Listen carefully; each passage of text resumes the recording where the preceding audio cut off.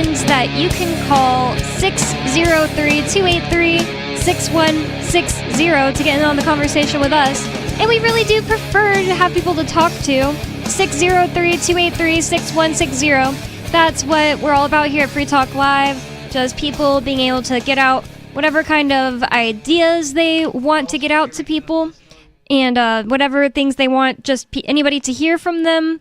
So call 603-283-6160 to get in on the conversation with us tonight on Free Talk Live. With you on the show tonight, you've got me, Bonnie. Mr. Penguin. Riley. And we have lots of things to talk about, as always. But also, if you want to change the subject, call 603-283-6160. Tell us your favorite UFO story or Sasquatch story. If you have one. I'm all about that if somebody wants to talk about something like that. It is Sunday. It's the last weekend of summer. Let's have some fun tonight.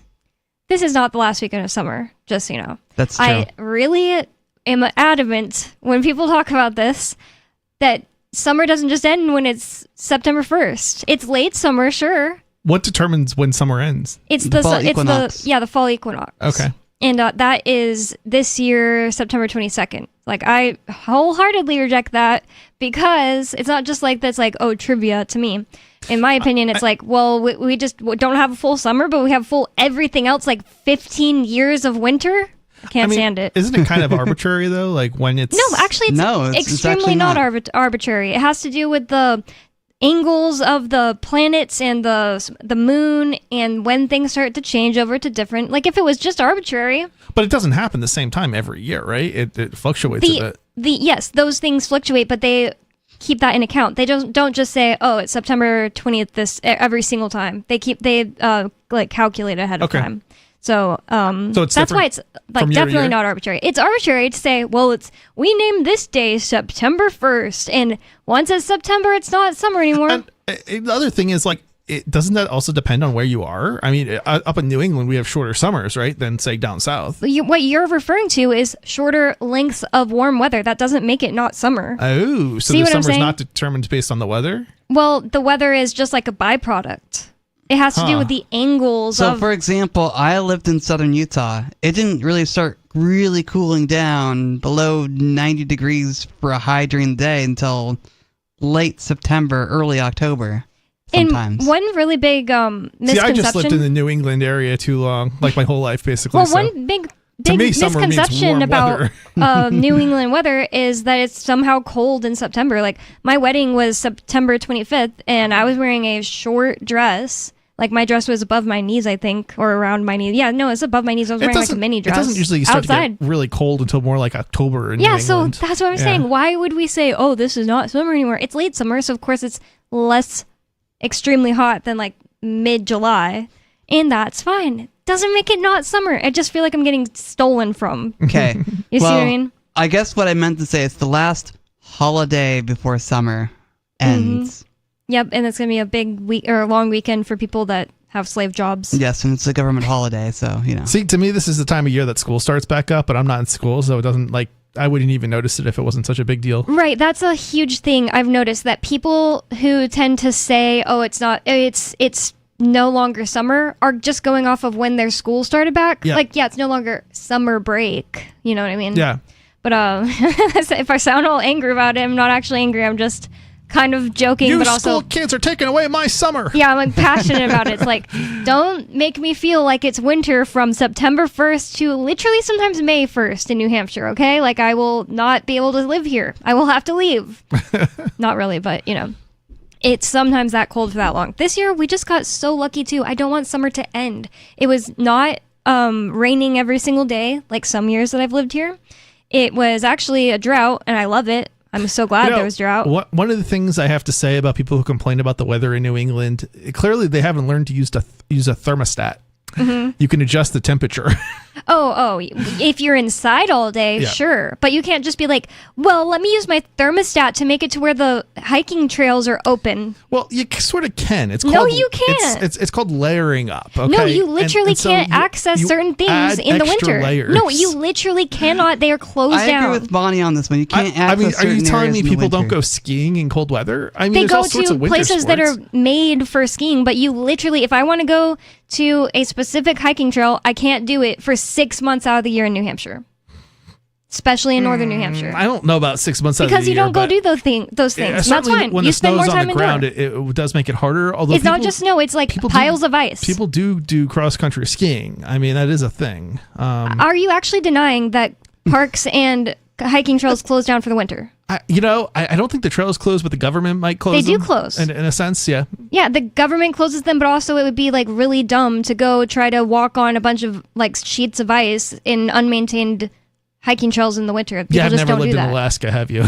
I have actually lived in Alaska and was born there. Oh yeah. How long? When? At what age? I was in 3 when I moved. Oh, okay. Well, see, that explains it. So what you What do? does that have to do with anything? Like this place also does bad, So or does just to have a bad clarify, winter. I have never lived in Alaska either. So then why'd you ask me that? But no, there's certain gear that you can get, like hiking gear. Yeah, but for that- like first of all- snowshoes and all sorts First of of all, things. like even if you want to do something like that, that doesn't mean there's nowhere that's inaccessible. Like there are places that are just inaccessible, and like maybe the most extreme people possibly do that. Like, do you have to be the most extreme at every single No, thing you you enjoy really don't. instead of wanting No. to go on a walk? You know, But I mean, you also don't have to go You on. can't deny You that don't there have to are go on things a that. walk on a trail. There's plenty of places to walk during the winter So, time. are you denying that there are fewer places to walk in No. the winter? Then that's all my point. I mean, is. not in New England. Not. Yes, in New England, there are fewer places you are able to access in the winter in New England. So that's what I'm saying. I'm agreeing with you. Yeah. So all I'm saying is like things like that cause like depression for people. Like if you are a person who likes to be outdoors, you're a person who likes to stay in your house or in a restaurant all day. Yeah, I'm not an outdoorsy type. That's true. Exactly. So like it's not that I'm saying you should. I'm not. I'm not hiding though either. Like I do go out every day, like multiple times even. Even this winter, I forced myself to walk even in like downtown Keene every day. Clearly not a completely inaccessible place. Well, And it was still like a adventure. Like you had to be trying really hard not to fall every single step. You can't walk as far. It's absolutely miserable. It doesn't matter if you have layers that's on, you're not going to be able to cover your whole that's not face. 6 months out of the year, though, right? That is like 5 months out of the It's year. not. I mean, yes, so it is. The times that you can't walk in New Hampshire easily are generally when they haven't yet plowed the sidewalks and things of that nature. This is just my They plow opinion, the sidewalks but- every day in Keene downtown. And did you take walks there every day this year to try to keep yourself from not being depressed? Because I did. No, not every day, but certainly I've taken plenty of walks during the winter downtown. I just don't like this gaslighting of people like, oh, move to New Hampshire. We all want you to move to New Hampshire. And by the way, the winters aren't that bad at all. Like that's just a lie. Like you do have to actually be prepared for it to kind of suck. you do- And that's one thing that gotta keeps people plan away. You do got to plan your outings a little bit. Like I wouldn't go at 6 a.m. in the morning, for example, in March, right? That's Yeah, gonna be and you really also can't go cold. at 5 p.m. because it's pitch black outside. This is true too. I mean, Like when most people who work would be off work. It's like, okay, Well, I wake I mean, up, I work there's- during all the light of the day, and then I go to sleep. most people have these things called weekends that they can do some of this stuff on, right? Like it's not something that you have to do. It's true though. Actually, I think you make a better point as far as the it gets very dark very early in at least It New gets Hampshire. dark around 4:30 here in New Hampshire. At Yeah. certain times of year, which is insane. Yeah, Yes. But yeah. it's not that doesn't happen in other places like lower latitude. That happens. It just doesn't last as long. It does. Well, right. It does. Obviously, that happens at lower latitudes, but it doesn't happen to the degree that it does in New Hampshire because we should be in a different time zone entirely than like most of the East Coast. And so that's just why it's even darker earlier in New Hampshire than it is, say, in New Jersey. Interesting. Yeah. Just because of it. By that, do you mean because of the being further east? Or, yes, that's right. Yeah. Yeah, interesting. I know that there's certain places that are in the same exact time zone, but at one of them, like they're close enough to the next one that it's like it's still light outside, but it's 9 p.m. But the other side of that time zone will be like it's been dark for hours. Yeah. But they are the same time zone. No, I mean it does get dark. Like it starts getting dark at like 3:00 in the afternoon at the absolute worst point during the year. For I don't know, at least a couple of weeks. Maybe Why a month. is that the worst? Oh, I see what you're saying. Just like the earliest that it starts getting dark is like 3:00, which is crazy. I mean, I lived in New Jersey and it didn't get dark at 3:00 in the wintertime. wow. I mean, maybe 4 or 5 or something like that. But That's not that far either. It's like a pretty subtle difference. It's definitely like a cold winter place to live, New Jersey, but yeah. I Oh, could it is. see that. Yeah, right. And that's kind of what I'm saying. Like we're even farther east.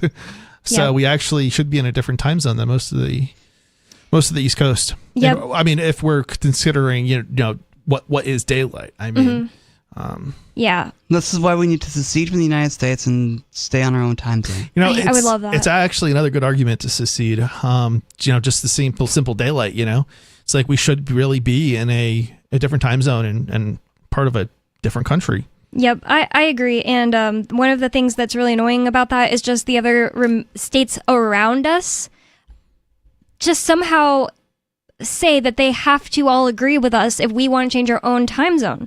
That's something that Ian has told me about here in New England. It's like they have wanted, certain states have wanted to change time zone or you know, like Get rid of daylight savings, I think is what it is. and they won't do it unless every single state agrees. And it's just like, why Yeah. do people in Maine It's true. get to tell people in New Hampshire or people in Connecticut what time it is? That's Well, insane. they're going to respond with, but everybody works in Boston. And it's so ridiculous because it's Wow. not. It's a small percentage of our population. But I mean, there's certainly people in Nashua, you know, and maybe Manchester it affects more, but you know, that's 200,000 people out of, and it's not even 200,000 people. That's the populations of, it's 100,000 for each roughly. And those are obviously not all of those people go and work in Boston. Some small percentage of them do. But then if you take a look at the rest of the state, we got 1.4 million. So I mean, that's a small percentage overall. Even if we had two cities that everybody worked in Boston. Wow. Yeah. So people in New Hampshire will say they don't want the daylight savings to go away because some people work in Boston. Yeah, basically. That's That's pretty an crazy. absurd claim because, you know, why would I care what Boston is doing? If I have to change my clock forward or backward an hour, that's not a problem for me.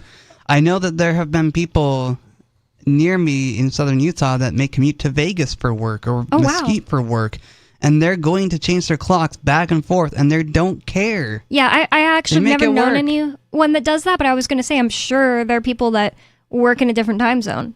That's interesting. Yeah, it's really not that hard to You could just figure have stuff two. out. Right. It's like all you got to do is leave for work 2 hours early instead of 1 or, you know, sort of Yeah. 1 hour early, right? Yeah, it'll look like 2 hours early Yeah. or an hour late, whichever it is. But Yeah. I mean, it's you'll yeah. either do the math in your head or you can have two clocks. You could totally have two clocks on your phone because people will have like, oh, well, Oh, yeah. my family lives in Germany, so I have that on my phone so I Yep. know what time to text them and stuff like that. Yeah, there's apps for it. It's ridiculous. That's And I think they're actually built into every phone. It's not even like you have to download it and install an app for it. It's like Yeah. it's already there. Just open up your clock and you can add in different time zones so you can always tell what time it is and yeah, I agree. I'd be shocked if that is not the case. for wherever you're calling or whoever you're talking to if they're in a different time zone. But speaking of calling, you can call 603-283-6160 to talk about whatever's on your mind. What do you think? Do you think September 1st is official pumpkin spice latte day? Because I will say I agree with that.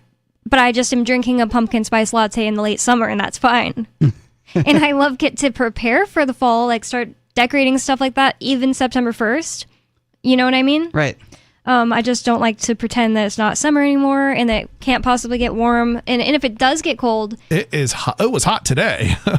oh really? I wasn't out in the like. Did you not oh wait, notice? yes, I was. You were outside, weren't you? Well, actually, yeah, I was in the backyard. I wasn't painting, but I was like cleaning off the fence parts that were to be painted I mean, next. it's pretty hot right here, even in this room, and we're inside now. Oh really? There's Sorry no- about that. I don't so. think it's hot in here. It's warm. It's 68. Is it that cool out in here? In right here. now? Interesting. Yep. Actually, this little temperature reader says 66 is what it's actually reading. There's no way it's that cool in here. It feels more like 70 at least. But it's Maybe your set body to 68. temperatures are off. It- Just my fine. But body also, temperature you're close probably- to the outlet of the room. Yeah, it's because that possible. room or the next room behind where you're sitting is not. Well, and you know, cooled I down at have been kind of rushing around a little bit Mm-hmm. from between our social Sunday in Keene at local burger and going home and then coming here. And it's like, in and Yeah. out, going I- around, getting some groceries. I went to Social Sunday today, and then on the way home, I got in Roma Joe's because it was my last day to use my coupon. So happy. So Roma Joe's is the New England, I guess. It's kind of more like Dutch Bros than I would say it's like Starbucks, and I love it. It's so good. I actually really like it more than Starbucks, but to each their I've own, never whatever. had Aroma Joe's yet. I should Oh do wow, it. yeah, you should. If I had known that, I would have given you one of my coupons, but it's too late now unless you want a coffee before bed. No, I'm good. Is that a local chain now, or Yes. is it just started an in Maine. individual store? Okay, so it's a chain. It's a local New England chain. Okay. I don't know like exactly how many states it's in, but it's New England, and it started in Maine, and that's where I first had it. And I was like, oh my god, this place is so cool because you can just kind of choose any flavor, and it's a lot like Dutch Bros, if you've heard of that. It is in Yes, the West, so I've heard maybe of Dutch Brothers. maybe not- it's in I There's don't know if it's in There's not Wyoming. a whole lot of coffee places I'm familiar with. I think there's a donut shop place that can't think of it at the moment. Dunkin'? But, Dunkin'? no. It's another one that's not actually in this area. But it's Krispy Kreme? That's it. Oh, okay. I'm pretty sure. It's I Krispy love Kreme I'm Krispy thinking Kreme of. donuts. They're so good. They are It's more of good. a southern thing, actually. It is. But it's actually Canadian, I believe. Really? Wow. Yeah. They also have Tim Hortons, which Oh no, it's Tim Hortons is the one I'm thinking of, not Krispy Kreme. Oh, I did say donuts though, and but that they would have be coffee Krispy and Kreme. donuts, I think. Yeah. I've never been there. Never been to Canada, so I Yeah, would Tim love to try Hortons. it. I don't know if Tim Hortons is anything like Aroma Joe's, but not that this is like some kind of a commercial. Just I don't know. We like to talk about moving to New Hampshire. I'll say Aroma Joe's is a good reason. There we go. I wonder where Aroma Joe sources their coffee. I don't know. Never looked into that. All of Okay. their food has canola oil, so Okay. I don't eat their food. I just drink coffee. Got it. So one thing I definitely wanted to talk about, we were talking about time zones and living in different places and moving here in New Hampshire. But one place you probably don't want to live for freedom, and definitely don't want to move to for freedom, is anywhere in Europe. Pretty sure anywhere. I'd be shocked if there was anywhere that's like good for that. You know what I mean? For freedom? Yeah, there's nowhere good Well, for definitely freedom. the but European Yeah. Union was the height of civilization at one point, but now it's the trash of civilization. It's the authoritarian state of civilization, and people think that Europe is the height of luxury. It's not. It's the worst place you could be.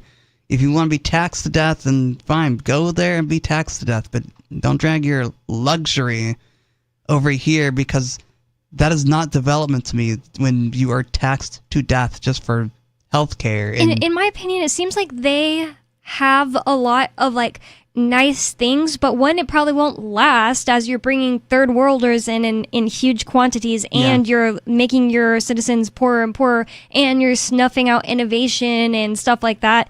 And for another thing, it's just like, would that be worth it to me? Like, I'm not like Sarah, like, oh, I don't care about how much tax it takes. Just build a fast railway that thinks she wants, you know? So I think we're sounding a little conservative here. Your issue isn't with the immigrants. Your issue is with the fact that in Europe they redistribute the wealth from the people in Europe to other people who and are also not working for their money, basically. And also the fact that there are people that wouldn't get there by any voluntary means, and they're just being pumped in by governmental organizations. Like, that is not voluntary for anyone who lives there wanting to live in a place where a bunch of people get pumped in who don't actually want to assimilate. And in fact, you see video after video in Europe where they're like, the people who come in, they just hate the Europeans' way of life.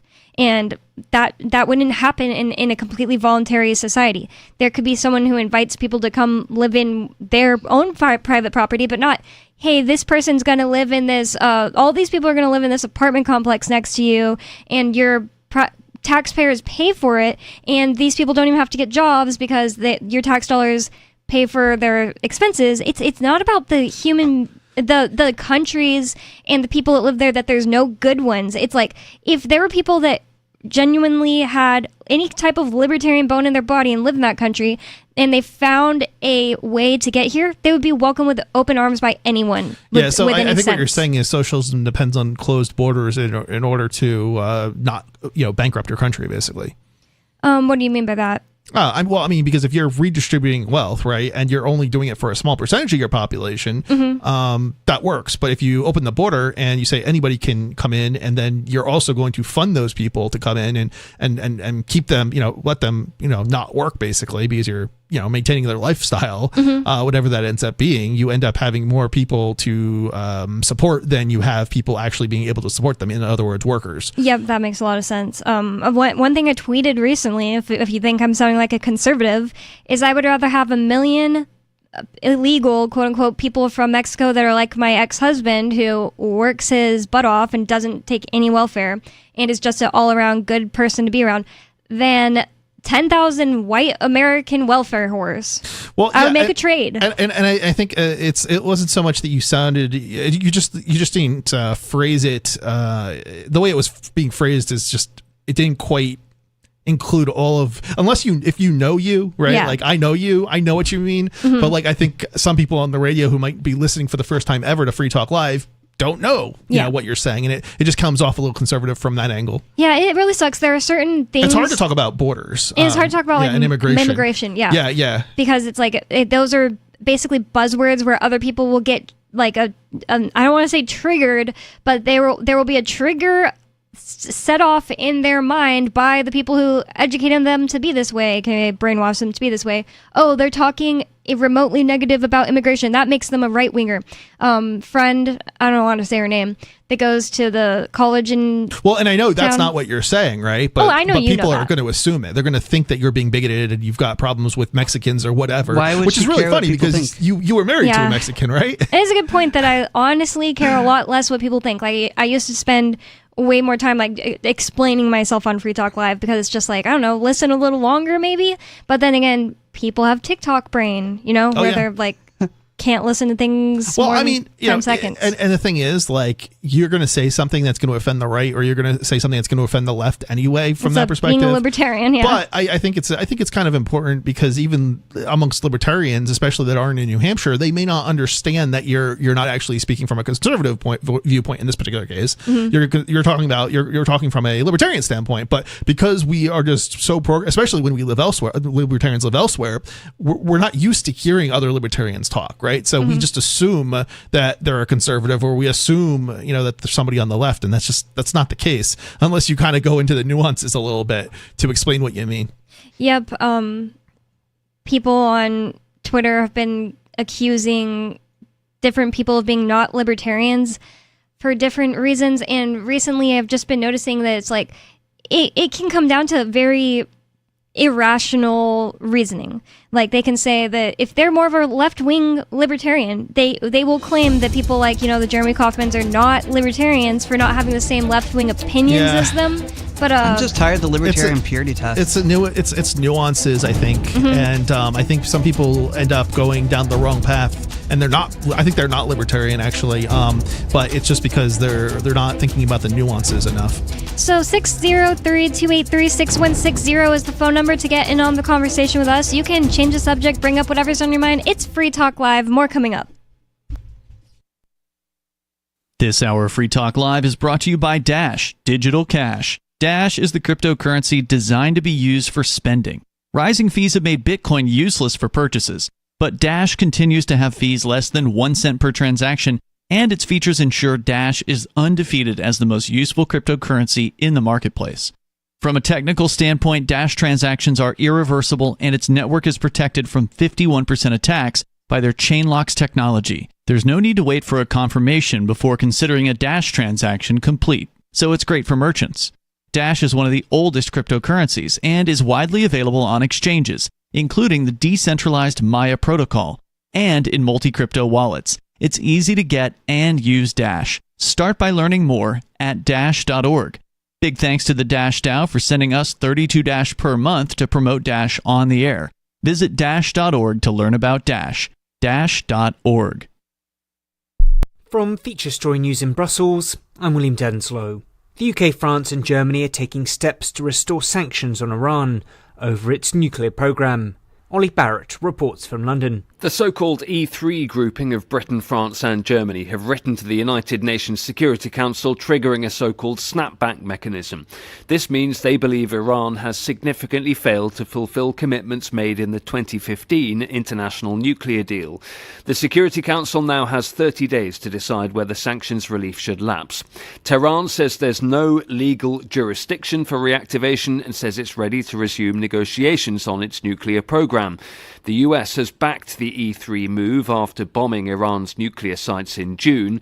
Western powers fear Tehran's nuclear program is a threat to international peace and security and doubt Iran's claims it's for civilian purposes only. The French President and German Chancellor are chairing a meeting on Friday of the Franco-German Council in the French Mediterranean city of Toulon. There will also be a separate meeting devoted to defence and security issues, as Ross Cullen reports. This is the 25th meeting of the cabinets of the EU's two biggest economies, and the main topic of conversation will be bilateral issues, which had foundered slightly when Friedrich Merz's predecessor as Chancellor, Olaf Scholz, was in office. There will also be trade discussions in the context of the EU's contentious commercial deal with the United States, and defence and security will come up in the talks as well, after the Russian attack on Kiev on Thursday, which Emmanuel Macron described as barbarous, and after the German Chancellor's comments also on Thursday saying that, quote, it is obviously not going to come to a meeting between President Zelensky and President Putin, a major expression of doubt about the possibility of a bilateral peace summit from one of the EU's key leaders. Chinese President Xi Jinping will be flanked by leaders of some of the world's most heavily sanctioned nations,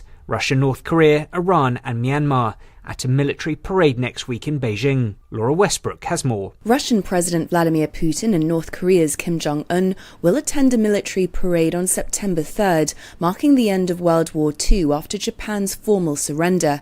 It will be the first time they have appeared in public alongside Chinese President Xi Jinping. The last time a North Korean leader attended a military parade in China was in 1959. Russia counts Beijing as a strategic partner. It's been hit by multiple rounds of Western sanctions imposed after its invasion of Ukraine in 2022, while North Korea's economy depends heavily on China, which provides almost 90% of food imports. And the gunman who killed 2 children inside a Catholic school church in the US city of Minneapolis reportedly visited the site in the weeks before the shooting to plan the attack. 17 children and adults were injured. 1 child remains in a critical condition. The shooter took his life at the scene. From bureaus worldwide, this is FSN. You can help spread the ideas of liberty with our Patreon for just $5 per month at amps.freetalklive.com.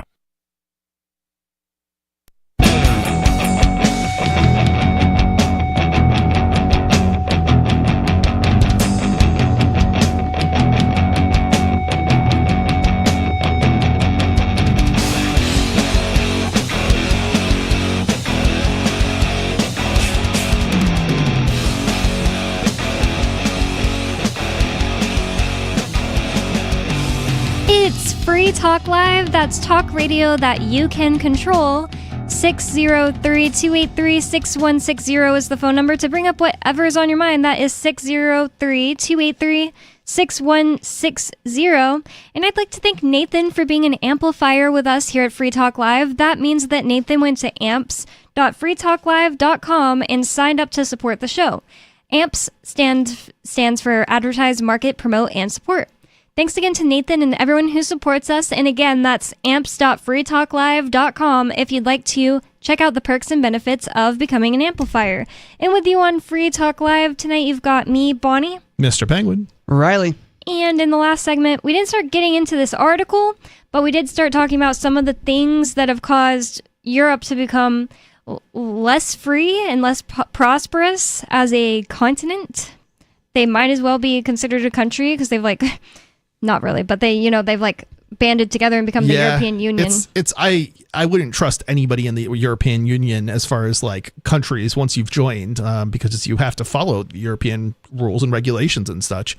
So you're definitely surrendering your freedom. And it seems like the European regulations are extremely draconian and for sure. slavish. I mean, for example, if you want to spend some crypto in the UK, or not UK, UK left the European Union, but although it's still true in the UK, I believe, but they're also in nanny Europe, state. Yeah. Their own. Yeah. They in Europe, any state in Europe now, if you try to pay somebody, and they're in Europe anyway, they will demand ID. They will demand that you identify yourself. Really? That's insane. Yeah, it's absolutely insane. You thought, it's only drugs and alcohol or whatever, so they could check if you're underage. Nope, not anymore. Now, whenever you buy something in Europe, you have to show ID. Wow. Anything? Buy anything? Online, yeah. Oh, wow. Okay. Yeah, if you spend crypto, if you're paying with crypto, for sure. Oh, okay. Well, it's still very crazy. Oh, yeah. It's absolutely disturbing. The fact that you would have to show ID just to buy something. So you can use a gift card and not show ID online? It's crazy because you could buy. This is how messed up it is. So you can literally buy, using crypto, a prepaid debit card and spend it at merchants in Europe and never show ID to the European merchant. But if you pay directly with the crypto, they have to demand ID from you. Wow. That is really bad. And I want to point out that I'm not saying America has no nanny state BS and crap going on. We're following Europe. What are you talking about? Exactly. It feels like they instate stuff, and then just a few years down the line, Yeah. it's coming this way. I watched this video about these video cameras that are in every state, thousands of them, like tens of thousands of them. Automatic number plate recognition cameras? Yes, they're plate readers, but they're not like the same plate readers that are on the cop cars that they read people's plates with, but Different ones. they're actually owned by a private entity? business, and they get okay, and then they sold lease to, the information to the police or something? Yes, they have like salesmen that go out and not convince just the police police departments. It's not just the police too. It's like investigators and anybody who wants it really. Wow. Yeah. Anybody who wants it, yeah. Like they give out tons of information about people, and it's like AI face recognition and Yep. everything. That's really concerning. That's in that- America. Yeah, if you want to go and find out like where I don't know, Bonnie has been today, you can go online and pay a commercial service provider for that information. And it's Wow. also super easy to be hacked, and it's been hacked multiple times. By like, not that the police are better people with the information, but people who aren't supposed to be leasing it or whatever. It's insane that that's even allowed here. Well, and it's even more messed up that not only are these commercial providers doing it, but the cellular providers have also been doing it. And they were, I think they were actually have, I'm trying to think what entity, there was a federal entity, I believe, that actually went after the different cellular providers selling your location data to third parties here recently. Wow. Within the last couple of years. So they're not supposed to, but they were doing it. And I mean, honestly, I'm not really sure, what law actually stops them from doing it. But they at least they made a case, and there was some sort of settlement, I believe, in regards to that. So they're not supposedly doing it anymore. But One thing that like really sucks about those automatic license plate reader things I'm talking about, they're flawed because they use AI, and multiple people, I saw 3 videos of it, but I'm sure it's happened more than 3 times, have been pulled over, get on the ground, arrested because they were quote unquote driving stolen vehicles, when it turned out that was just a mistake by the freaking private license plate reader company's software. So really, there's no way to demonstrate that this person's actually committing a crime except through this AI broken system, and now they're just got to find out later, I guess, after they've been pushed out on the sidewalk. You guys think that's absurd. bad, Absurd, but yeah. there's tens of thousands of people who have been issued just like tickets for offenses that they never even committed. Oh, I'm sure that's true. When it comes to that, the like red light cameras and that kind of thing. So Oh, yeah, that makes sense. I could totally see that. Like, Yeah. it says you're speeding past one of these video cameras. And so you're not. I think like just as an example, if you take a turn on a red or something like that, like that's allowed, but like you can't go straight through, I guess, the light. That would be you have to a stop. red light violation of some kind, right? And so you can't go until it turns green, the light, right? So that would be but everybody who took a red on a right turn on red was completely legal, but the camera caught it as a violation, and they got issued tickets. The other day, someone I know, I guess I shouldn't say who, got not a ticket, they got a warning, but they got pulled over because they went through this red light and they went right on red, but they totally came to a stop and they looked and they saw it was safe, and then they took a right on red and they got pulled over, and they were like, yeah, you weren't supposed to turn right on red over there. So he went through the intersection again later because he was like, I did not see the sign that said that, and he saw that there was no sign that said that. But really what happened is it's this type of intersection that I've never seen this personally, where every once in a while it will be lit up, like there will be a sign lit up that says no right on red for like that time period. Oh, But strange. yeah, okay. then half the time it is right on red legal. So it's like that shouldn't, I don't know if that, I feel like that shouldn't be a thing, because it's like, well, people who just like are used to driving around there are going to keep getting tickets because they drive right past the sign without seeing it. I mean, so in theory, like they learn if you live in that area to look for the sign, right? And pay attention to whether or not it's on or not. Yeah. But It just seems to me like it's a super easy thing. Like that cop was just like looking for someone doing it because like it's so clearly safe to go. Well, why would the same thing, like it's not like the intersection changes. well, I think, yeah, I mean, okay, so I'm not trying to like defend them, but yeah. but yeah, like there are certain areas that there's so much traffic on that road that you that they don't want people taking a right on At certain right on times. red during certain time periods. But of course, at night it doesn't matter. But so then it's like, say it's super busy. I mean, the problem here is that they sort of have two choices. They're either just going, if they don't do that, they're just going to put up a sign that says no right turn on red. That's a good point. And so like 2 a.m. in the morning when nobody's out, you're not going to be able to take a right turn on red when you should be able to because it's completely safe, after you look. But the thing is, like, if you're in a place that is typically safe to turn right on red, except there's higher traffic, well, you should be not going because you see cars coming. You know what I mean? I just don't understand. Yeah, I get where you're coming from, and this is a little bit of the nanny state. So there was there's I don't know if so this is another example of this, and I don't know if it was me or if I heard the story or I noticed it personally, but there is a road in New Jersey where they went from a dotted line down the center, so in other words you could pass people. It's straight, clear, completely safe to do, to a solid double line, meaning you can't do it anymore. So they're kind of taking away, and this is sort of the similar situation, they're taking away your freedom to make decisions for your intelligent decisions for yourself as to whether or not it's safe to do something. Maybe some dumb person was like, oh, I see the car coming, oncoming traffic, but I'm just going to go for it anyway, and got in an accident and took away the right from everyone. Well, I think that's the excuse, because the reality is that people die all the time from that type of scenario, and it's just sort of part of life, right? And they're the nanny state. These people want everything to be, nobody can ever die, and it's like, that's no way to live. But it's a perspective, sort of opinion. So there's some people like us who would say, there a little bit of risk in life is okay. It's we all benefit from there being a little bit of risk. But there's these other people, who can't tolerate any kind of risk. Yeah. And they're kind of bringing it, society down for the rest of us. I agree. Well, we do have a caller on the line, and I want to see what they want to talk about. Turd Ferguson in Pennsylvania, you're on Free Talk Live. What's on your mind? Well, a bunch of things. I'm actually, my tummy is nice and full right now. I just ate a delicious double turkey cheeseburger, very healthy, very filling. That sounds gross, I'm not going to lie. Turkey and burger? Like, turkey doesn't belong on a burger. Oh, yes, it does. Have you ever grilled ground turkey and put it on a cheeseburger? Have you ever done that? Truly Like a am turkey disgusted sandwich? by ground turkey. Like a kind It's of like a turkey patty that's ground. chicken salad sandwich.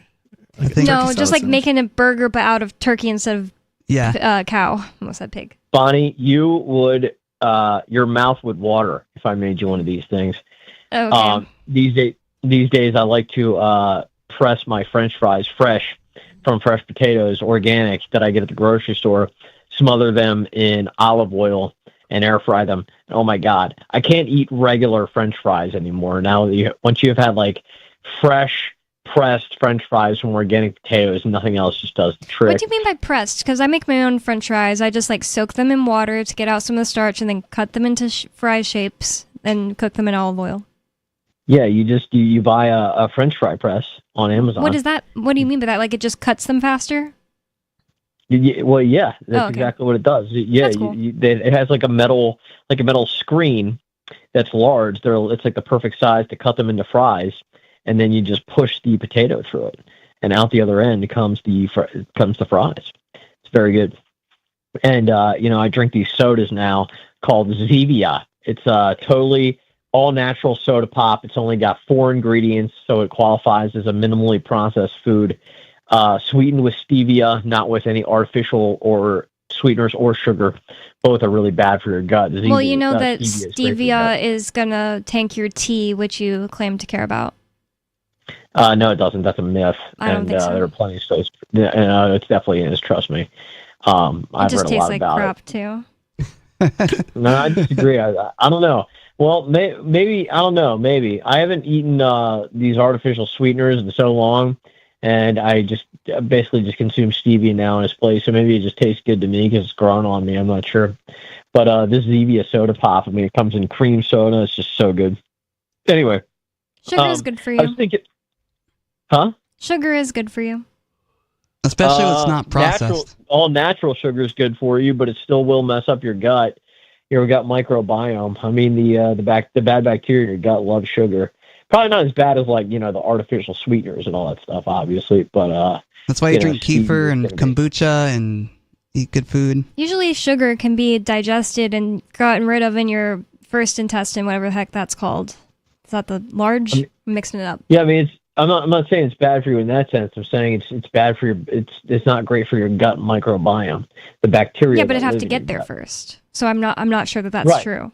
And the thing is, like, yeah, you have your small intestine is first. So you have your small intestine first, but yeah. sugar is like gone by then. It's metabolized. That's the great thing about sugar. It like goes directly into energy. It's not just hanging around. It's not down in your lower intestine. You guys are going to give me diabetes if you keep talking about this health stuff. Your gut is 3 different organs. It's your stomach, your small intestine, and your colon. And sugar's not bad for your stomach. Well, I didn't say it's bad for your stomach. It's bad for your gut. Well, it's going to be gone by the time it gets there, so it's not bad for your gut microbiome. That's why I'm like just completely confused about maybe some kind of fake sugar made of like corn syrup. Maybe it can get all the way down there, but not regular syrup or sugar.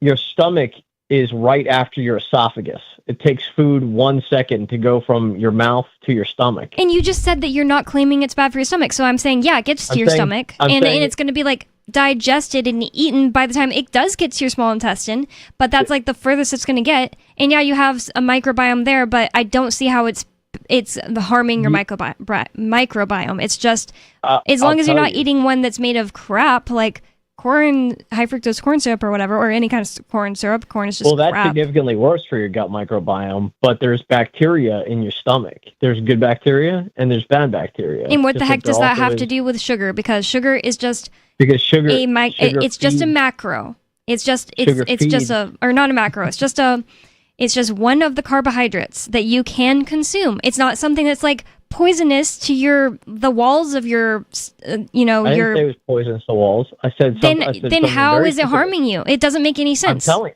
you, it feeds the bad bacteria. No, because those things cannot be specially searched out in those ways. And that there are absolutely studies on that. Yep, that's absolutely true. You can't specially affect bad bacteria and not affect good bacteria. That is actually a myth. So well, just keep tanking your tea. Generally, well, it's gonna feed the bad bacteria too. You know what I mean? So the best thing to do. But you need it. You need all your bacteria. It's not like the only thing that makes it not good is if you have like a huge overgrowth, which isn't just from eating sugar. Like I don't believe that. It's sugar and processed foods. A bunch of things. You know. It's probably any food like Riley said, like that's like processed, made of this stuff that is usually harder to digest, that sits around longer, not something that is gone the fastest out of all of the types of things that you can eat, like sugar. Well, one of the reasons sugar goes so fast is because the bacteria feeds on it. A lot of the sugar you don't even digest. It's just easier to get rid of. There's multiple ways to get rid of it too, because your liver can directly metabolize sugar. Yeah, but a lot of sugar doesn't even make it to your liver because the bacteria eats it. It's like fiber.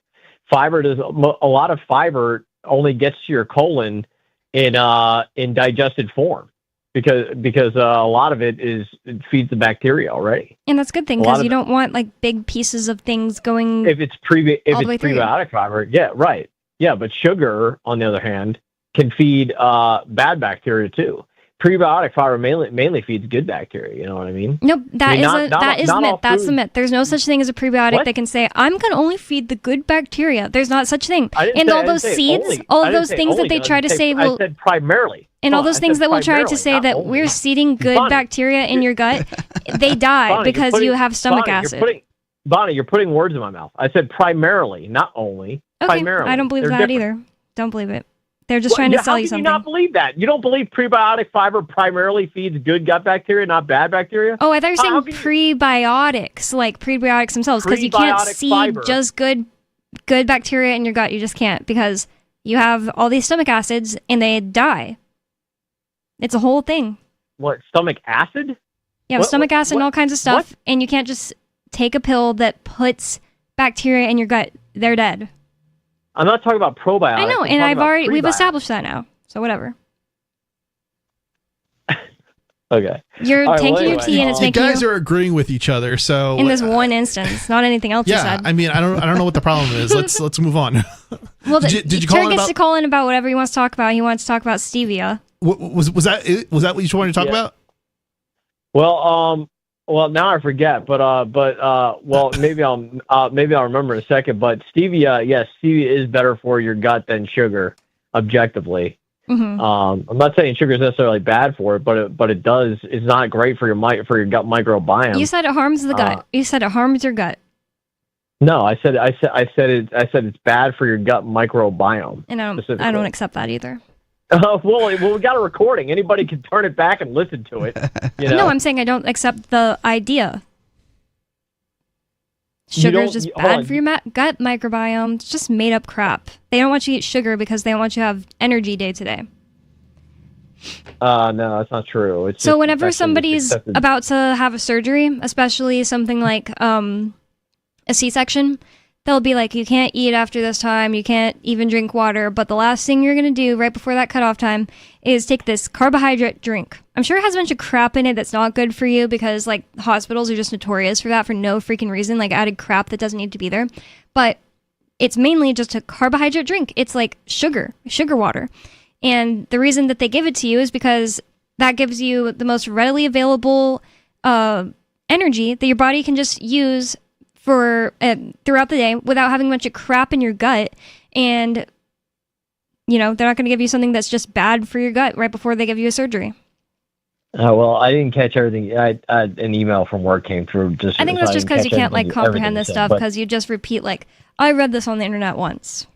No, I didn't. I never said that. And by the way, I've actually read books and books about this stuff. So don't tell me I'm wrong about that. And if you don't think that sugar disrupts your gut microbiome, like I don't know what to say to you. I mean, if you don't think that bad bacteria will feed on sugar that you put in your stomach, you've just consumed the sugar propaganda, anti-sugar propaganda. I have to say, No, I I don't know anything about this, but this just sounds crazy. Like the idea that sugar is somewhat bad for you. Like, I mean, I get maybe too much of it can lead to problems, but like I completely agree with too much of anything. Yeah. That's the thing that I think a lot of people don't get. You still need sugar, or you still need carbs, which turn into sugars, and I mean, it's just a matter of people who don't energy eat any sugar or carbs at all.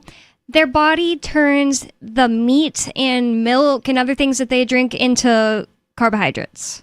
Which turns into sugar eventually, right? So exactly, that's funny. I never said carbs aren't bad are bad for you. I said something very specific. And by the way, I don't even necessarily think sugar is bad for you overall, but it certainly will disrupt your gut microbiome, especially in bad bacteria like to feed on sugar. And somehow I have just like a perfect It just doesn't make sense to me. I hate being told like there are people that try to tell me that like raw milk will mess up your gut, and I have perfect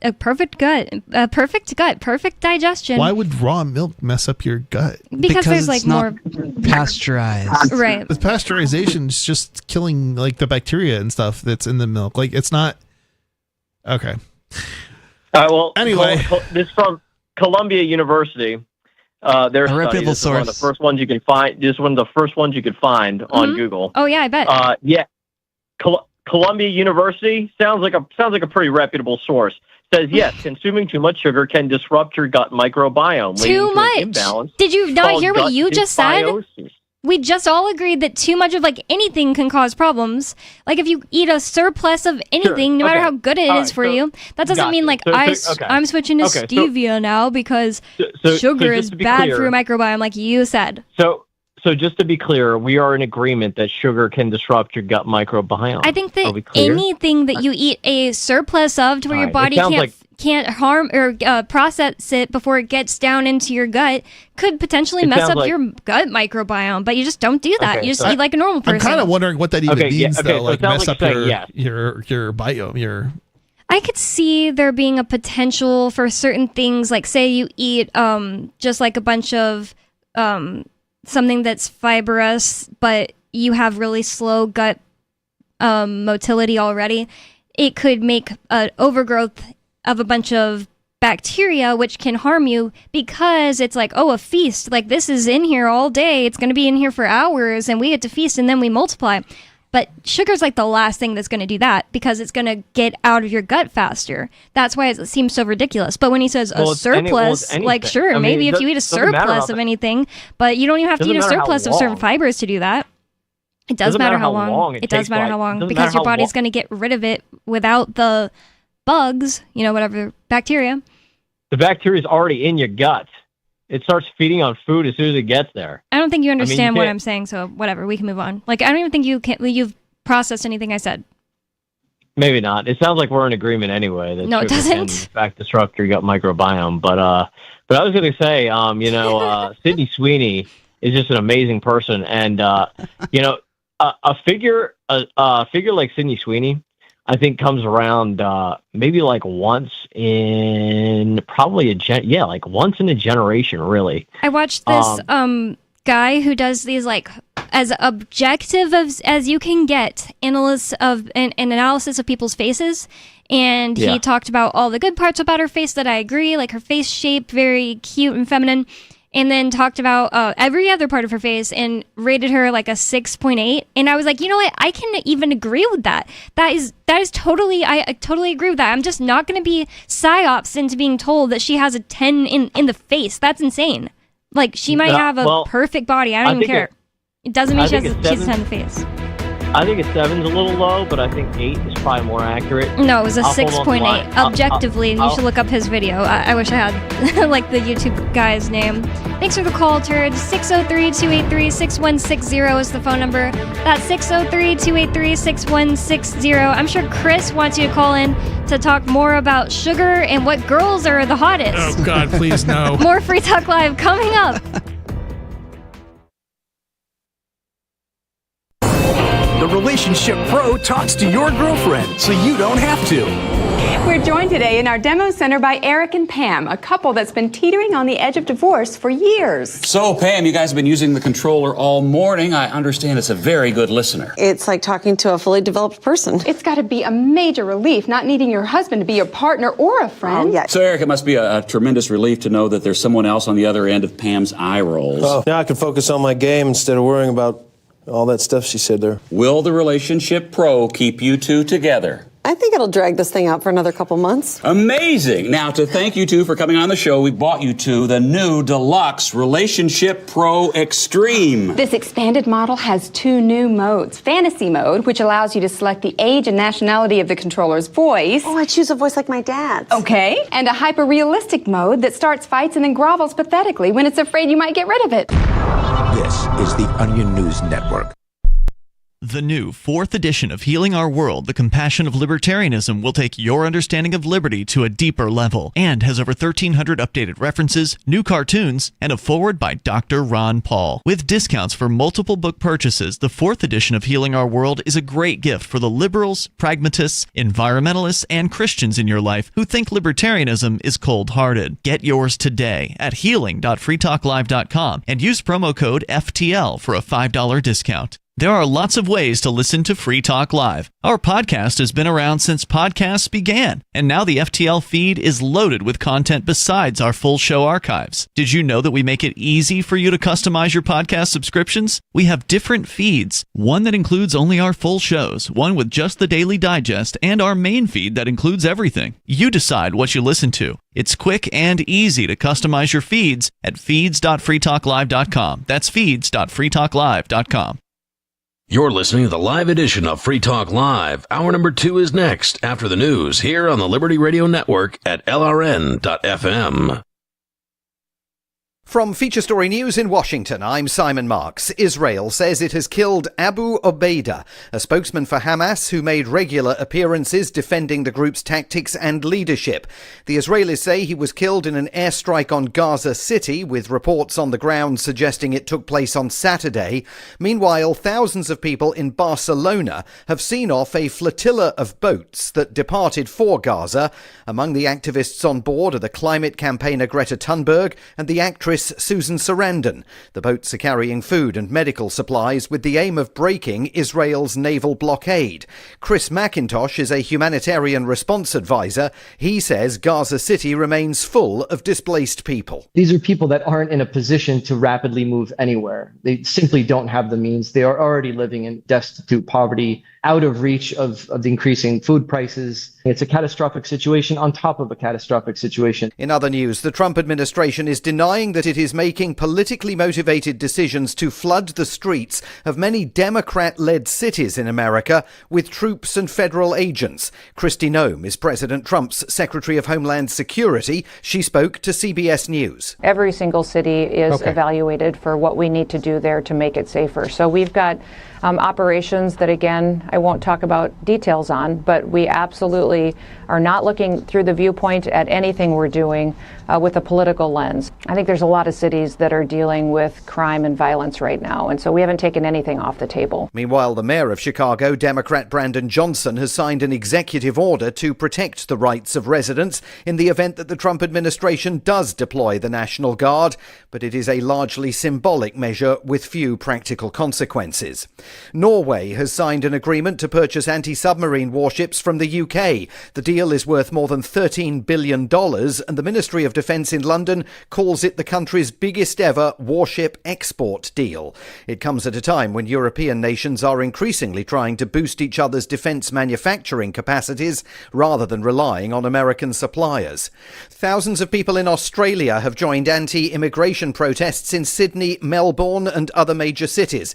The government is accusing participants of having far-right sympathies and said the demonstrations were spreading hate. Several opposition politicians joined the marches, with more than 8,000 people taking part in Sydney alone. The former mayor of New York, Rudy Giuliani, has been injured in a car accident in New Hampshire. Giuliani's office says the incident took place on Saturday when he stopped after his car was flagged down by a woman who had been the victim of domestic violence. After assisting her, he was hit by a car travelling at high speed and suffered a fractured vertebrae and lacerations. Mr. Giuliani is 81. From bureaus worldwide, this is FSN. With FSN Spotlight, I'm Simon Marks. If your attention was not directed over the weekend at the Chinese city of Tianjin, perhaps it should have been. President Xi Jinping welcomed more than 20 heads of government to this year's annual summit of the Shanghai Cooperation Organization. It was the SCO's biggest summit yet. And for the first time, Narendra Modi, India's Prime Minister, was there. A face-to-face meeting with President Xi that was unthinkable just 6 months ago.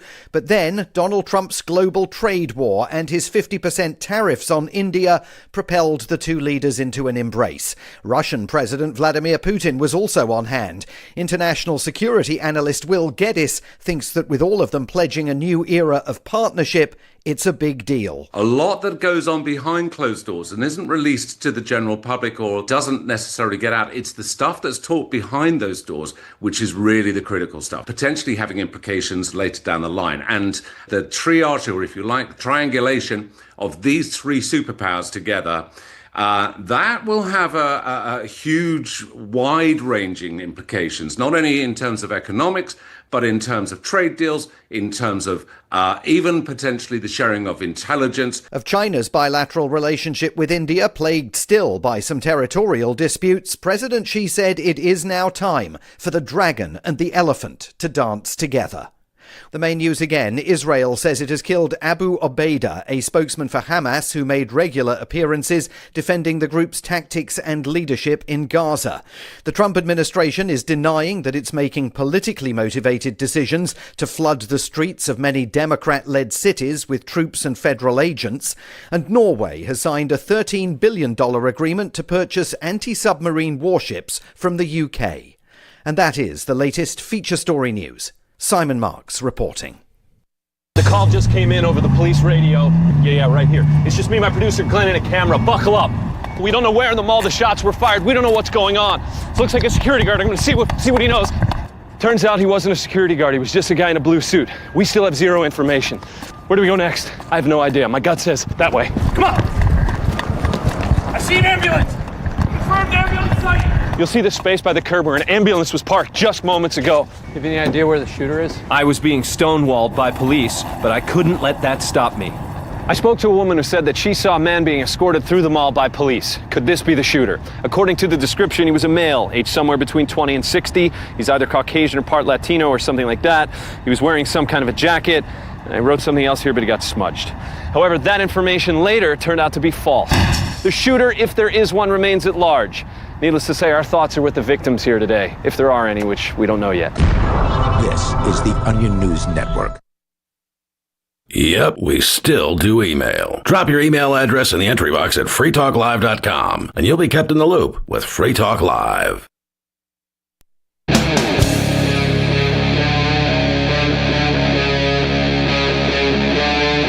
Free Talk Live.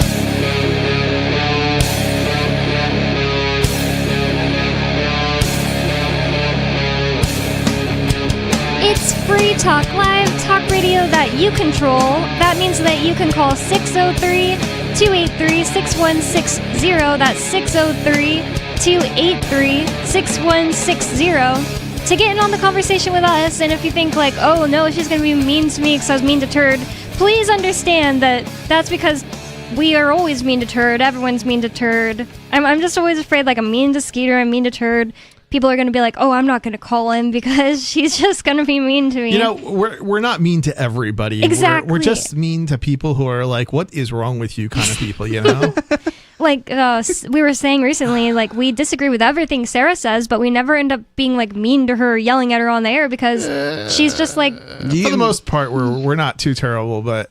She also has a thick skin, I think, because sometimes we'll tell her, you know, she's a communist. Well, it just goes... No, but she doesn't take it bad. She identifies as a communist, so, like, she's not taking offense to that. Right, well, that's a good point. Like, it just sounds like if we call her a communist, we're being mean to her, but we're not, because she's a communist, and she self-identifies as one. But the case in point, I guess, or what I'm trying to say is that we're not mean to everyone we talk to, and that's what I was realizing after last call. Like, people are gonna think I'm mean, but it's just Turd. Turd will get over it. He likes it. The Turd likes it. I mean, he likes it, I'm sure. Yeah, he calls in every week to have Bonnie pick on him. But Free Talk Live is brought to you by LibertyMinded.com. Official Free Talk Live gear like t-shirts and hoodies are available at LibertyMinded.com. Plus, you'll find a unique collection of cool and funny liberty-oriented clothing at LibertyMinded.com. That's LibertyMinded.com. And with you on Free Talk Live tonight, you've got me, Bonnie. Mr. Penguin. Riley. And we do have Sarah in New Mexico on the line. Sarah, you're on Free Talk Live. Now you gotta be super nice to her. What's on your mind? Yes, I should talk with you. Today I crossed that major intersection. This is the intersection that had the red light cameras for 7 years, and it got taken out. And today I was by it, and there was hardly nobody because of the Sunday traffic. So I crossed it on foot, and what was amazing is that I think the drivers were driving as if they had a red light camera. Well, of course. Well, the thing is, it's so silly. These dumb drivers, we do not have speeding cameras, nothing on that intersection. I don't understand. They're not driving badly, so you assume that's because they think there's a red light camera, but maybe it's just that people don't drive that badly and the red light cameras aren't so necessary. Well, you know, the thing is that, no, it used to be they used to do whatever they want. But what happened is that we're going to have 28 speeding cameras. But the thing is, they're not at the intersection. They're going to add 8 more. So we have speeding cameras. There's one like a mile away, and there's another one like 3 miles away up the street. But they're going to add more 8 speeding cameras. But the people are so stupid. I guess these are the Albuquerque drivers. It seems like you have a very low opinion of your fellow man around you. I mean, in her defense, I have a very low opinion of my fellow man, too. So. Like the average person everywhere, basically. Think about it. If you consider yourself average, like, half the population is dumber than you, and you probably don't think you're smart either. So, yeah. I mean, I can understand the perspective. Some people do stupid things. Even smart people do stupid things. Yeah, it's like... Well, but I mean, look at the average. Well, look at our test scores in Albuquerque. I mean, this is the kind of look. I think, are we the worst? Like the worst education? I think we beat Mississippi. We were always neck and neck with Louisiana and Mississippi as far as test scores. But I think we got number one with the worst test scores. So, are you sure about that? I mean, Mississippi is number one when it comes to poverty and number one when it comes to like poor scoring of pretty much everything. But we were ranked the worst schools. I mean, maybe New Jersey is more dangerous, the cities in particular, but. No, but you think that, this is not that intellectual. This is like common sense. You know what I mean? You figure that you might be stupid academically, but far as like common sense stuff, like the speeding cameras are not at the intersection right now. But for some reason that they think that they're back at this intersection and they're driving behind. How can you tell that they think that? Are you saying they like really slow down right when they're coming to the stops? Well, what is it? One of the camera tickets was that if you go like 1 feet into the crosswalk, that was $100. So if you're that's why people got uproar about the cameras. Sometimes they can't stop right before the intersection. They would cross like a foot and a half into it. But that was $100. So, and then 90% of tickets in the red light cameras were pulling into the right-hand turn lane to look at the traffic to turn a right when you have a red light. That's technically running a red light. But all of the drivers, they do that. But it's extremely dangerous for bicycle or pedestrians crossing at the crosswalk. So if a car's poking into your crosswalk, poking into that right turn, you get hit. And the cars are pulling in when they have the red light to look at the traffic so they can turn to right. But if there's somebody walking, you hit them. So that was a violation. And what I have noticed today was that people are afraid of pulling into the right-hand turn, and people are stopping behind to cross the crosswalk. And I'm thinking that I have joked about, there's a joke hour, comedy hour, and I talk about how our city, they miss the intersections. I joked about, they put them everywhere else, but they've got to put the speeding cameras at the intersection. So a lot of people are very confused, So, I mean, it's just amazing because that even that election that we had, they have no idea that it was a non-binding election. They don't know what a binding and a non-binding election is. It was just a survey. And then if the people that voted on it, 40,000 people, it only said red light camera. The wording never said red light cameras, and anything else that look and behave like red light cameras will be not allowed. Well, we voting against that. People just don't know what to look for because like some of these red light cameras are kind of disguised in a way. I don't know if it means they're dumb in this instance. No, but the thing is that the city said they're going to be speeding cameras and they announced the location. They never said that we'll be putting speeding cameras or red light cameras at the intersections. All I know is I'm glad I don't have to worry about this in New Hampshire. We just don't have this nonsense. Yep, we just don't have speeding red light cameras, whatever. Yeah. Speeding cameras, we just have speeding cameras just does one thing. And I brought up is that when they run the yellow and the red light, they gun it. That's what I think that we can't get red light cameras. If you get a ticket, if you lane change in the middle, that's a ticket. You pull it up, that's a ticket. If you pull on the right-hand turn, that's a ticket. It drives people nuts with the red light camera. What's interesting is they can still post, warnings like of your speed if you're going too fast, right? And alert you to the fact that you're going too fast without actually giving you a ticket. This is the crazy thing, and that's what they pretty much do in New Hampshire. That's a good point. That's a really good point. There's those lights that flash. Yeah, they'll just flash, and then certain places they're permanent, and certain places they're, they're not, and they're just temporary to, make you more conscientious of the fact that hey, you're going over the speed limit in this area. Right, like there's one of those when you're coming up on the Troy downtown giant turnaround, and it actually legitimately helps me sometimes because sometimes I'm kind of somewhat zoned out while driving, and it's mostly like 55 where I drive, and then it quickly drops down And for you that don't roundabout. have people pressing on their brake fast to try and, not get a ticket because they don't have to worry about that. They just slow down. And if they give you enough time. Right, because they know they have enough time. They know, well, there's no amount of time they have to slow down. They just slow down. But they slow down normally, like in a sane way, as opposed to, pressing on their brake and you're causing rear end accidents like you do when you have tickets that get issued in other states. Yeah, when you're terrified and you got to just slam on your brake. Yeah. It's like they're actually creating problems by issuing tickets. It's not the fact that there's some sort of warning message that's the problem. It's the whole ticketing thing as a result of it. Well, That's the problem. you know what? They tell you what your speed is. We had one of those things. But you know what? They're just as good. I compare those as the PSA, public service announcements.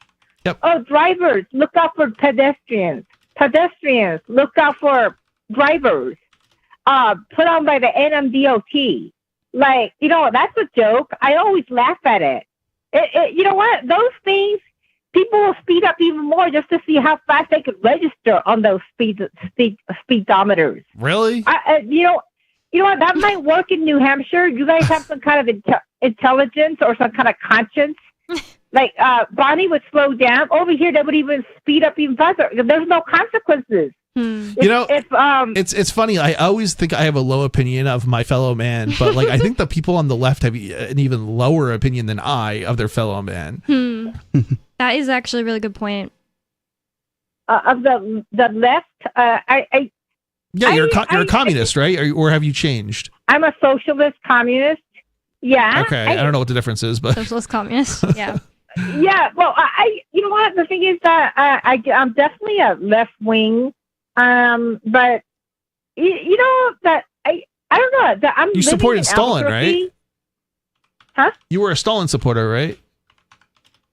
I do not know exactly that Stalin so much, but I do believe in the socialist agenda of sharing and having a community and things people owning the red light cameras together. Well, you at least like Castro, right?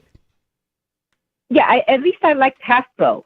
All right, there we go. The red light cameras to be a socialist program. What people wanted that I wanted it to be owned by the city, not by a private company. It's capitalist, and somebody's profiting off of those tickets.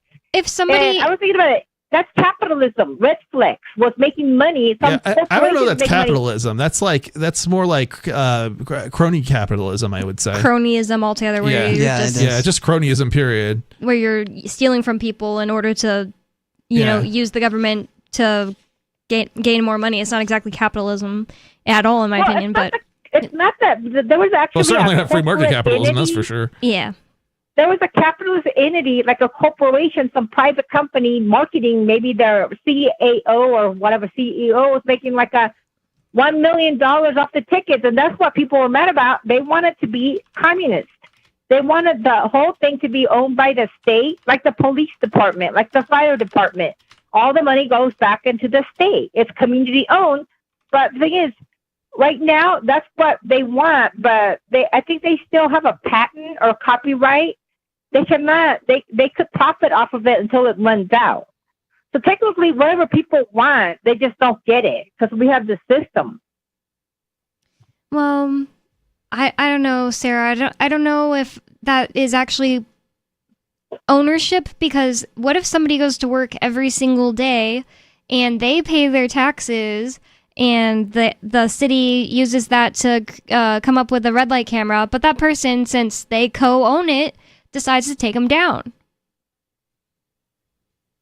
Well, I think what people were complaining about is that if it was just for public safety, not somebody getting money, making money off of it and getting wealthy, there would have been more.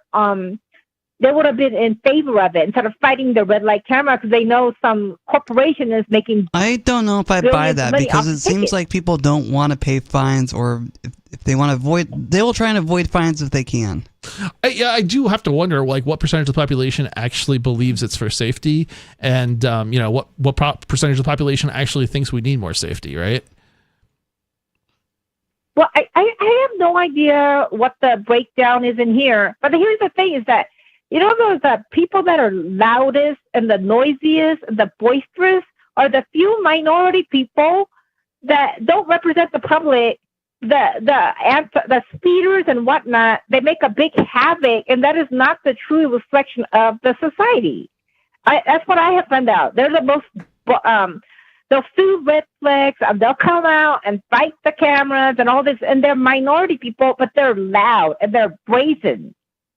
And, you know, it's really, I think it's really bad, but it seems like that's how they get a lot of attention.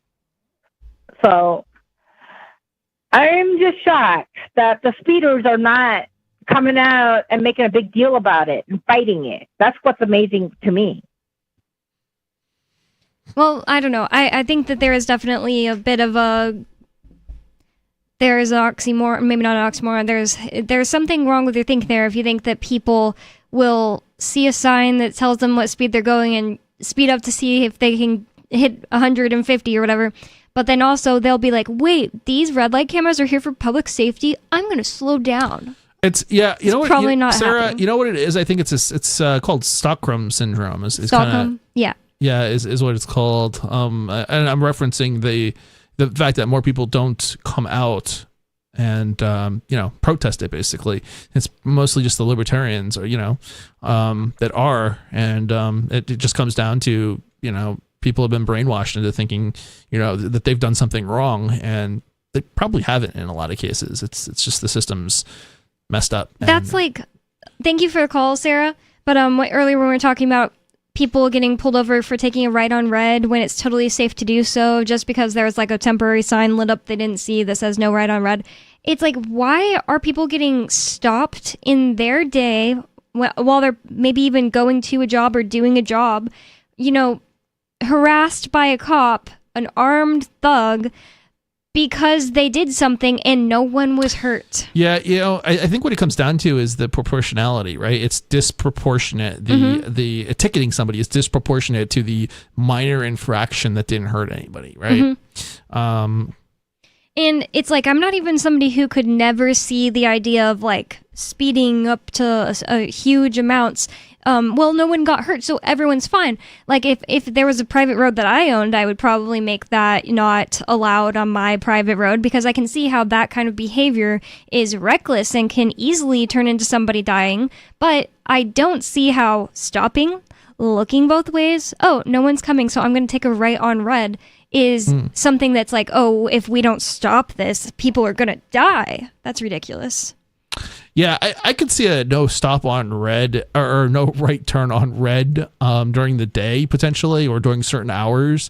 But it should be more of a, more like a what are the yellow signs that are like yield?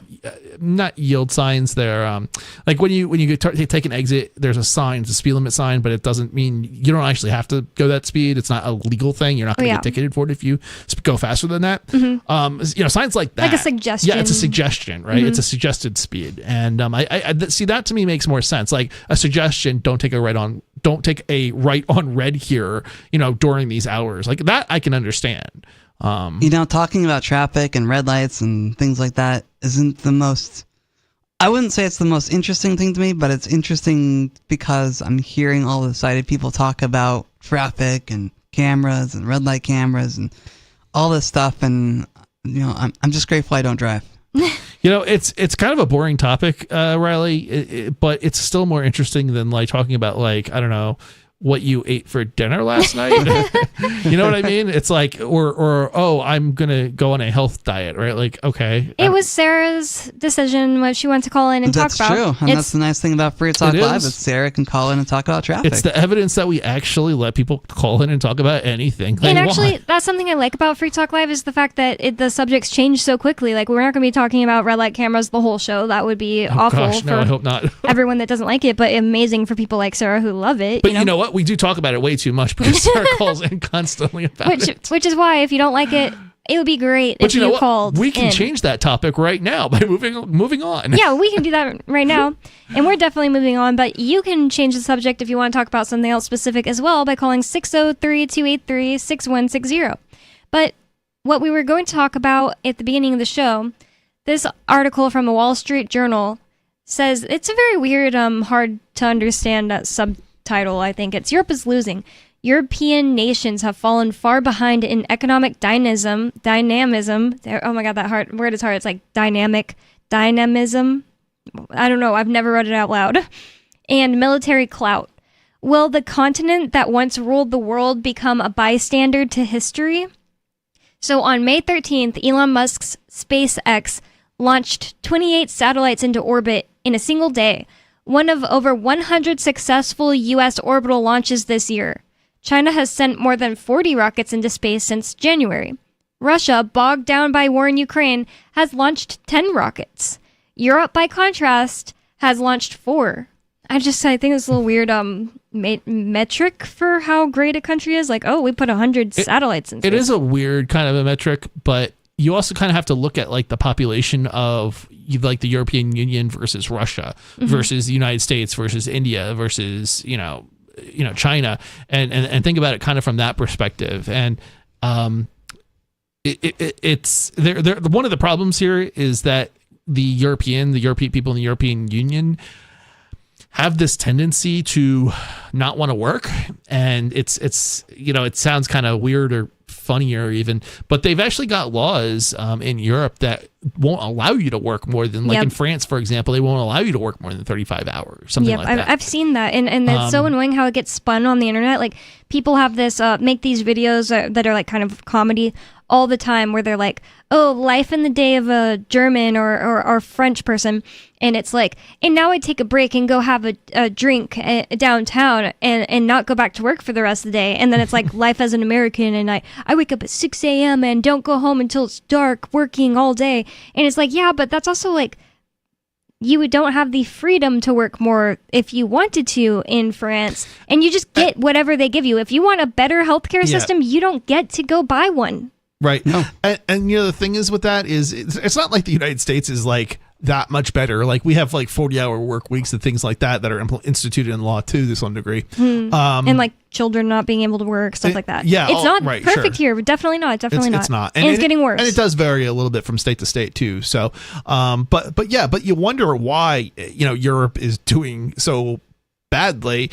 It has to do with these sorts of, preferences, like general preferences, I guess. The problem with it is it's not so much that people aren't working. I think if they prefer poverty, that's fine, but it's that you're forcing other people into poverty, basically. And that's kind of, I think, where the real concern, that I would have is personally as a libertarian.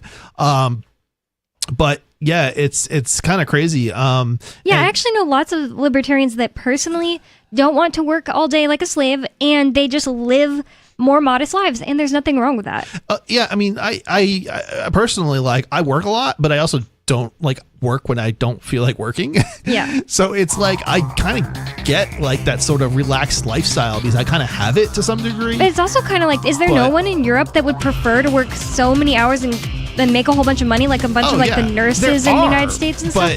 But it's so left leaning that you can't have that opinion. Yeah, you can't even have that right to do that if you wanted. 603-283-6160. It's Free Talk Live. More coming up. Don't go anywhere. Call in and bring up whatever's on your mind. More Free Talk Live coming up. Uncovering the secrets and exposing the lies. That's what the readers of freedomsphoenix.com get every day. freedomsphoenix.com, constantly providing the information, the real news about government policies, and the real relationship we all have with the coercive government. The real condition of the economy, innovations in technology, breakthroughs in energy, health, and computer science. Learn the truth well before it's admitted to in the lamestream media. The corporate media, nothing more than distributors of government propaganda, but now there's an alternative. freedomsphoenix.com. Constant news updates on the issues that affect your life in the most important ways. With liberty and property under constant attack, freedomsphoenix.com provides the understanding behind the propaganda, and it encourages the participation of its readers. Go to freedomsphoenix.com. That's freedoms with an S, phoenix.com. freedomsphoenix.com. The revolution between the ears has already happened. From Feature Story News in Washington, I'm Simon Marks. Israel says it has killed Abu Obaida, a spokesman for Hamas who made regular appearances defending the group's tactics and leadership. The Israelis say he was killed in an airstrike on Gaza City, with reports on the ground suggesting it took place on Saturday. Meanwhile, thousands of people in Barcelona have seen off a flotilla of boats that departed for Gaza. Among the activists on board are the climate campaigner Greta Thunberg and the actress Susan Sarandon. The boats are carrying food and medical supplies with the aim of breaking Israel's naval blockade. Chris McIntosh is a humanitarian response advisor. He says Gaza City remains full of displaced people. These are people that aren't in a position to rapidly move anywhere. They simply don't have the means. They are already living in destitute poverty, out of reach of the increasing food prices. It's a catastrophic situation on top of a catastrophic situation. In other news, the Trump administration is denying that it is making politically motivated decisions to flood the streets of many Democrat-led cities in America with troops and federal agents. Kristi Noem is President Trump's Secretary of Homeland Security. She spoke to CBS News. Every single city is evaluated for what we need to do there to make it safer. So we've got operations that, again, I won't talk about details on, but we absolutely are not looking through the viewpoint at anything we're doing with a political lens. I think there's a lot of cities that are dealing with crime and violence right now, and so we haven't taken anything off the table. Meanwhile, the mayor of Chicago, Democrat Brandon Johnson, has signed an executive order to protect the rights of residents in the event that the Trump administration does deploy the National Guard, but it is a largely symbolic measure with few practical consequences. Norway has signed an agreement to purchase anti-submarine warships from the UK. The deal is worth more than $13 billion, and the Ministry of Defence in London calls it the country's biggest ever warship export deal. It comes at a time when European nations are increasingly trying to boost each other's defence manufacturing capacities rather than relying on American suppliers. Thousands of people in Australia have joined anti-immigration protests in Sydney, Melbourne and other major cities. The government is accusing participants of having far-right sympathies and said the demonstrations were spreading hate. Several opposition politicians joined the marches, with more than 8,000 people taking part in Sydney alone. The former mayor of New York, Rudy Giuliani, has been injured in a car accident in New Hampshire.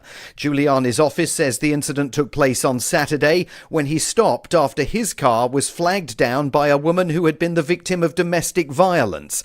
After assisting her, he was hit by a car travelling at high speed and suffered a fractured vertebrae and lacerations. Mr. Giuliani is 81. From bureaus worldwide, this is FSN. Got Telegram? You can follow our channel there and discuss show prep with other listeners at telegram.freetalklive.com.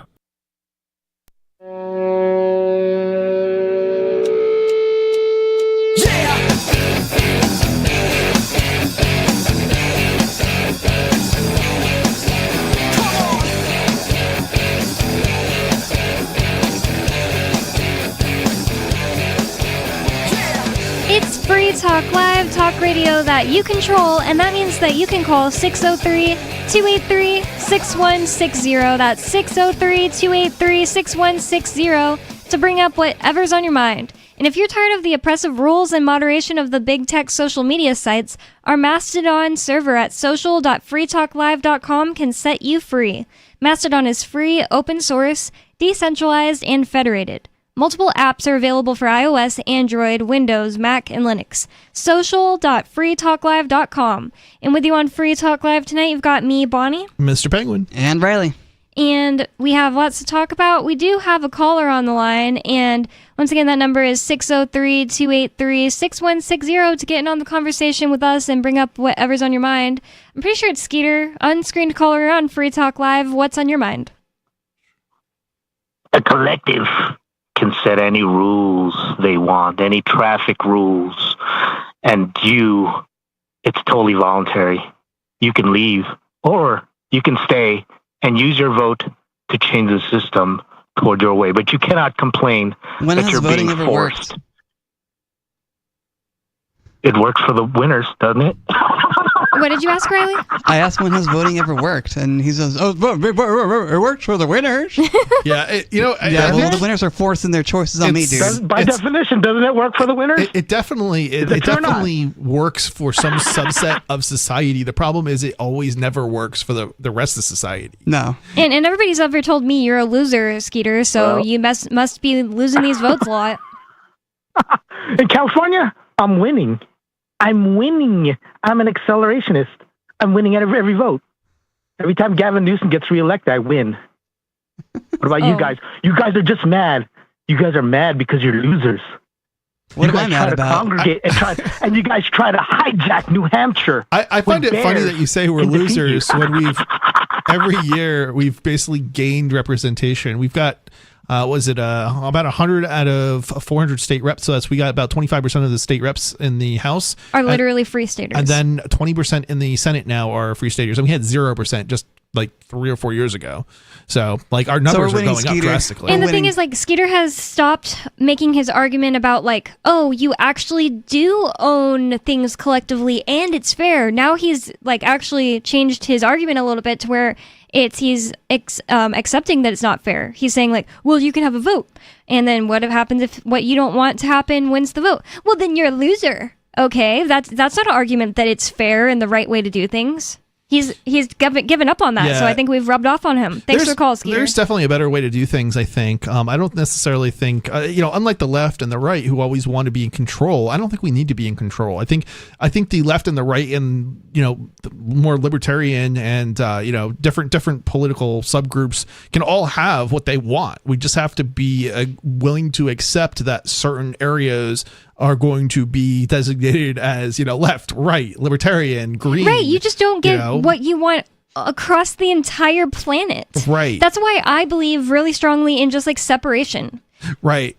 Yeah, it's all about fences being good neighbors or something along. I forget what the quote is exactly. Yeah, fences make good neighbors, maybe. Yeah, something like that. But the idea is that basically, if we all agree to keep to our own spaces, we can do what we want. The problem is that when you try to force on your neighbor, what you believe, well, then nobody's happy because everybody's trying to force on others, and they're not going to be happy about something, right? And we really don't have to have that. This is a very draconian way of thinking. Is it really that hard to say, hey, I don't like what you're doing, but I'm not going to stop you, just go over there? It's like okay, I don't like the fact that you're trying to oppress me here, I'm gonna go over there, but that means that you still have to, both parties have to agree not to try to oppress each other in whatever ways they feel they're, being oppressed, basically, by respecting, those zones. Yep. If I don't like something, I completely take it upon myself to move, and I've actually done that. Like, there was somebody who literally said last night, like, well, what are you going to do if the people around you don't like blah blah blah? And I was like, I've literally done that. Yeah. When people around me wanted to lock down the state because of a virus, I moved away from that place. Yep. Yeah, it's like and that's the thing. That's what's great about the Free State Project. We've all moved to New Hampshire for the purposes of changing. We're not trying to change America. We're not trying to change the world. We're just trying to change one place, New Hampshire. And it's not even that we're trying to change it in a direction that it wasn't already heading. We're literally mostly just backing up the people who are already here, who were more libertarian leaning in the first place. So yeah, and to be honest, like, even if New Hampshire was starting to go more blue before the Free Staters got here, it was because of another invasion of any amount that it was. Sure, I get what you're saying. It wasn't necessarily because of the people who've lived here for hundreds of years, like their ancestors. It was more because of like the people invading from other countries or states. So this one woman, I'm not going to be able to remember her, Sandra. I don't remember her last name right now. Xandra, actually, something like that. She's a member of a group called Granite State Matters, and she talks crap about the Free Staters all the time. She's kind of funny. Moved here from Minnesota. Oh yeah. And she criticizes us for coming and invading. Well, it is quite hilarious.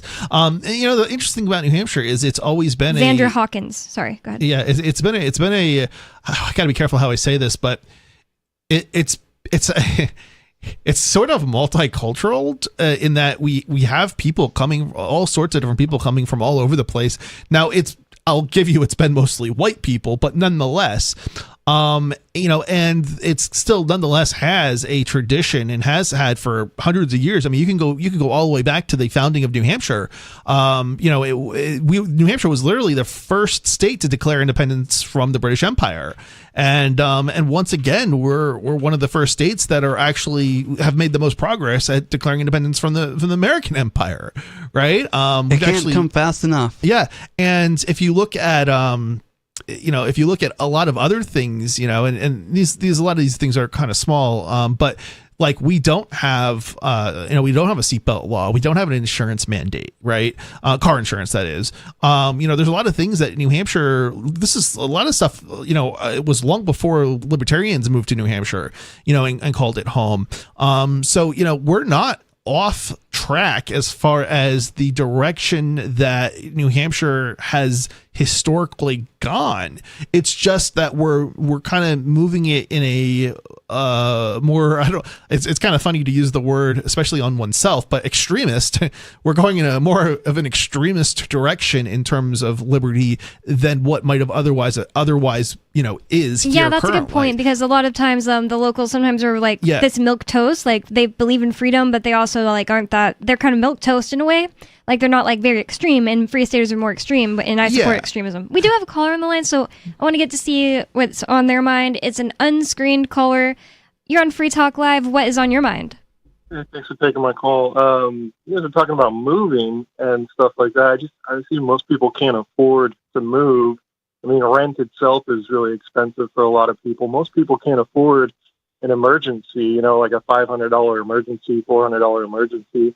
I just think the economy is like really doing bad right now, and a lot of our tax dollars are just going to, I don't know, things like I can't believe how much money we spend to Israel. Like that really blows my mind. Yeah. Like, how come the government doesn't do something about that? Like, I mean, they have universal health care over there, and here we have people in debt who can't even afford, you know, to go to the dentist. Like, what is like this backwards thinking? You know, like I don't understand. You know, I just really wish. And I just thought all these, you know, these Republicans, MAGA Republicans, said they were going to create more jobs. Well, I just don't see that happening. Well, you know, in the UK, they have universal healthcare and dentistry. But if you need your teeth fixed, it's not a joke that they have worse teeth, because it's going to be harder to get you in, because it's just a one-size-fits-all crappy system. I don't know about the UK specifically, but like in Canada, for example, it's illegal to have private health insurance, something along those lines, because they're basically the logic is, well, if we allow that, then, you know, the rest of us will have like crappier. Yeah, it's like they're admitting that it's crappy. At this point, nobody can really afford anything. So I mean that's just not true. It may be that like a lot of people aren't good at saving up money and don't have the ability to go to the dentist, but not everyone. People make poor decisions too, right? Like, okay, I mean, like for example, you've chosen to live where you're living, and have you evaluated the costs of costs versus the income that's available in your area? Because there's other parts of the United States. This is not this isn't like Europe. Well, Europe actually you can more freely travel now, but it's not like back in the day where you could not travel in Europe from one place to another. That was less prosperous to more prosperous. One thing I will say before you go on, Chris, is one thing I will say is that when you have a system based on a lot of insurance, the hospitals can say, well, we can just build the insurance and then they'll cover it. But when it doesn't work like that. No, it actually doesn't work like that. And people have been using insurance as their primary way to pay for healthcare when it should be a backup way to pay for healthcare. And it's always good to make the best decisions you can. Maybe start families later. I don't know. Yeah, I mean, I think some of that you're commenting about is right. It makes sense in that you can't, if you do mandate insurance, and this is one of the reasons why not mandating car insurance makes a lot of sense, because when insurance companies have to compete with zero, all of a sudden they've got to, they've got something more serious to compete with, and their prices are more reasonable. And we have some of the best rates in New Hampshire because of it. What is your solution for poor people then? Just like, if you can't afford it, tough cookies? Like, is that it? Mutual aid societies are a thing. Crowdfunding is a thing. Learn to rely on your neighbors. Yeah, that's called universal health care. No, it is not universal health care. Universal that doesn't rely on theft. Care relies on violence. This is what he's talking about, is voluntary participation. I am lost when violence. Like, Well, taxation is violence because a gang of thugs is going to take money from you by force. Right. So the state, every law that you pass is backed by violence and threats of violence. So if you don't do what the state says, it's going to do something bad to you, right? So we basically conceptually.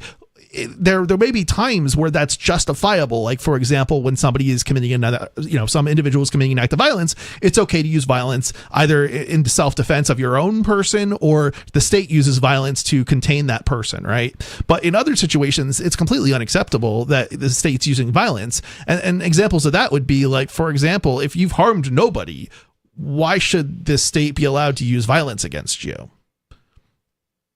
I'm not sure. I mean, I guess there's some politicians that want more violence than others. I think that there's some. I mean, all politicians want violence. That's what most of the reasons they go into politics in the first place. The state is the monopoly on violence. Yeah, it is a monopoly on violence. I just think, how do you, in your, say if you're in a situation like you're renting, a bedroom in a house or something from somebody and you choose not to pay rent and then they go to kick you out and you decide not to leave. Would that be violence? So that's a self-defense of, yourself, your property. If I'm renting from Bonnie and I don't pay rent, she has every right to say, you need to leave. And if I don't leave, she can have an arbitrator come in or a friend come in and say, you need to leave or we're dragging you out in the street. Or hire a goon to come in and force you off the property. Yes. Yeah, I mean, that's self-defensive violence, right? There's just this idea that people believe that there's no such thing as a rightful owner of a house. Like, you understand that you own your pencil and some other student in 5th grade can't come up and grab your pencil out of your hand, but for some reason when it comes to owning a house, an apartment complex, etc., for some reason people can't grasp that is private property that another person pays to maintain. Bonnie, I will say I think the left could probably come up with some good points as to why your personal property that you own shouldn't be yours in some philosophical, sense, because of how, especially, and they'll never argue this, but from a libertarian perspective, I think they should be arguing it probably in the sense that the government has manipulated the economy to such a degree, and we have crony capitalism, right? We have private interests that are private banks that inflate the money supply. So you should just assume that everything I have is ill-gotten and just act like that? What I'm saying is that, we need to get the government out of the economy in order for things to, from a libertarian perspective, for that argument not to make sense, if that makes any sense. Thank you for taking my call. Thanks for the call. That was a great call. Always fun to have somebody that doesn't just agree with us on things to have a conversation about it. He was very open-minded. Like, he wasn't just like he may have been coming from a more of a left-wing perspective, but he wasn't necessarily like decided on what his. And he's also reminding me that I don't want people to think that we are saying, and in America everything is perfect. It's not. I am one of the first people to say it's scaring me. I'm getting every single day. I'm just like, it is harder and harder to live out there. This is not the greatest country on earth, but it could be. And it actually is very expensive to live out there, and it's getting worse and worse, and it's due to inflation, and it's not going to be solved. Inflation, property taxes, everything is combining to really ruin the middle class and ruin society time and time again. But the thing is, why does the left not see where the problems are coming from and decide we need more of what causes the problems? That's where I can't even understand how they get there. I don't think they don't understand the problems, right? Like, I don't think the left and the right understand where the fundamental problems are. I think that's the difference between the left and the right and libertarians. Mm-hmm. But when it comes to the left, it feels like a right-winger can understand, hey, we need to like slow down the government a little, even though they're easily tricked. But and do they think understand the core principles and the problems of why everything? No, but when if we're just talking about economics and we're talking about like price of living, leftists do worse, like objectively. That might be, but just because they agree with you doesn't mean they understand the problem, right? And how to solve it. Like which problem?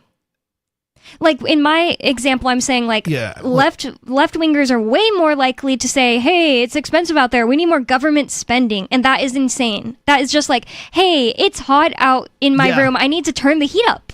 There's no difference. I mean, I agree with you. I think and I'm not trying to yell at the caller and say he's like dumb. It's just like I really am frustrated. The problem is that we have different I'm trying to think what special interest groups that are basically getting the right to do their bidding just as much as the left is catering to their own special interest groups. Now, maybe those groups are, largely they're one and the same, I think, but to some degree, there are some differences. For example, the right tends to redistribute wealth more to the military, for example, and police and interests, stuff like that. right, and police and things like that. Whereas the left tends to do it more towards, I want to say homeless, but honestly, that's obviously not the case. But school children, maybe, or you know what I mean, like different. Just it's sort people of a on little bit welfare, different, right? People on welfare, but that's not really exclude and. The problem with that kind of phrasing or framing, I guess, is that it's really not the case that it's only the welfare that the left is actually redistributing money to. It's mostly not actually welfare that the funding is going to. Like for example, under Biden, most of the money that was handed out like, I'm trying to think what the numbers were, but it was something like 90% of it was handed out to, large corporations. It wasn't handed out to you and me. Yeah, that's definitely right? true, that the politicians don't even do what the leftist politicians don't actually do what the average leftist citizen wants. But the thing is, I was more talking about what the leftist citizen is going to request. They're going to be like, hey, we want to vote for Biden because he told us more welfare. Yeah, that's awesome. But then not only does Biden not hand them that, and it's the same thing with the right-wingers. They get tricked every time in a different way. It's like they get told, hey, I'm the right-wing sensical guy. I'm Trump, and I'm going to cut down on the budget. And then they vote for it, and they don't get it. Yeah, and I think the way to phrase it is I think both the left and the right are kind of misguided. Right. But the left is misguided in the sense that they're buying into what they want to hear. And, I think the libertarian, sort of perspective on it is, look, you're not getting what they're promising you. So why are you supporting them, right? Support a group that actually wants to minimize the state so that you can then at least make the best decisions for you, your family, your community, and that includes people that you care about, like people who, maybe have medical issues and can't work for themselves, or people who are blind, or, people who, whatever. It doesn't really matter. The point is that they can, you can do all of those things when you actually have the money to do so. But when the government is redistributing your money to other people, most of that's going to be going to groups you don't want. I will say that my favorite government programs are programs that help me as a blind person. However, I also know that I do not want to have to rely on a program that's at the whim of a politician, because they could take it away at any moment. Yes, they can give it to us at any time, but they can also take it away or shrink it or damage it in such a way that blind people are not helped anymore. And so if I had my choice, I would love to see like a nonprofit organization in every single state that helps people with disabilities instead of having a government agent do it for us. Yeah, I'm definitely on board with that. I love the way you look at things, Riley, so you're blind, and I love the way you look at things from a blind person libertarian's perspective. Sure, but I wasn't because always you practice what you preach. You moved. Why don't you tell your story? You moved to New Hampshire, and as a blind person, go. No, I can tell my story. Sure. Tell. I moved to New Hampshire because I value liberty, and I really wanted to come here because I've been listening to Free Talk Live for years and years. Probably the longest listener I know of in this room, maybe. Definitely longer than me. And you're married to Ian, so... I started listening in 2020. I started listening in 2014, 2015, so I heard Free Talk Live on a local talk radio station in southern Utah. And I came to New Hampshire because I wanted to see how libertarian society would work with people with disabilities. And so far, I've found that I came to Keene, and Keene is not the easiest place to be for a blind person. It would be easier for me to be in a bigger city. But that makes sense. I found that, when you come here enough times and make friends, there are people that will step in and help you because they're choosing to, and maybe they can see, I can see how independent he can be and is right now, but I can push him to help him be more independent. Maybe he can develop more skills. So it's been really good. I'm amazed at how independent you've managed to be. I mean, we were just talking today about you at Social Sunday, and Bonnie and I, and we were like, well, Bonnie, you asked where he was or something, and I said he's at a barbecue or something, and you didn't think he was there because you were not able to drive him or something. Yeah, I was gonna go and I ended up not going, so I had to tell Riley like, hey, I'm not gonna go. Is anybody else going from Keene? And he got himself there. But did that stop Riley from getting to the barbecue? Because I have friends there that say, hey, we value your company. We'd like to have you come. So I had the host come pick me up. So, I'm... And if the host wasn't able to pick you up, you had other people that you could ask, right? Yeah. And that's the thing. It's like, you actually can get by, even with disabilities in a society where the government's not handing you money. Now, one of the things I've always been impressed about you, Riley, is your position on and actually your awareness of something that I don't even know if I was aware of. Maybe I was, but of how the government disincentivizes people who are blind, and not just blind people, but all sorts of people who get money basically for the government from some sort of disability. Mm-hmm. You want to tell us a little bit about it? Do you remember what I'm talking about? When you're on SSI, you can only have like up to $2,000. What is SSI? SSI is like a supplemental Social Security income. It's for people with disabilities who may be unable to work or can't work for whatever reason. And it's supplemented income, or it's supposed to supplement income. And I think the last time I got it, I got like $560 or something like that per month. Not much to live on.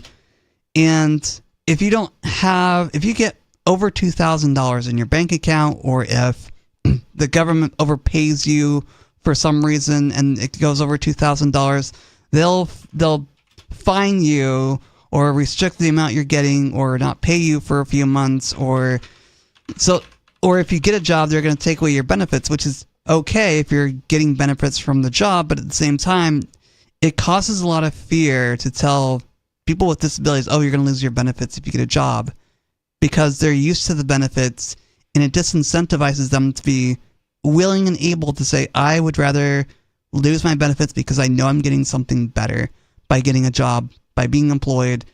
And so you're disincentivized from going out into the unknown and facing that fear. And if you're disincentivized from making money, you're going to always be in the poverty trap. And that's what government does. It incentivizes poverty. It does it to all kinds of people that are on welfare. I've worked with so many people that have said like, oh yeah, I can't work the rest of the week because I'm not able to work any more hours, or else they'll take away my, it's not necessarily disability, but other, welfare. Yeah, people who are retired too, same thing, type of situation. Yeah. 603-283-6160. It's Free Talk Live. More coming up. Bring up whatever's on your mind. So call 603-283-6160. More Free Talk Live is coming up.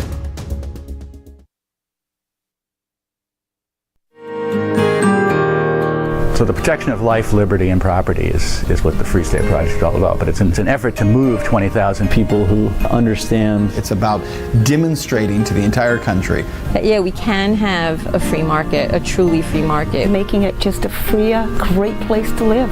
It's the world's largest voluntarist libertarian community, and it's only getting bigger. That's amazing, to be able to move to a place where other people passionately believe in being free and independent. What the Free State Project is managing to do, though, is to put their money where their mouth is. It's physically getting up across the country and saying, let's go someplace and let's demonstrate the power of these ideas. There's a lot of kind of philosophy that surrounds liberty. There's a lot of thinking about it and talking about it. But here in New Hampshire, people are doing it.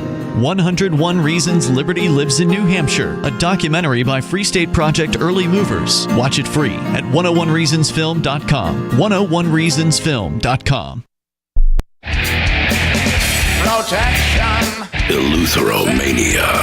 The insatiable desire for freedom. Filibuster. Police state. It's the new 3-song heavy metal EP from Captain Kickass.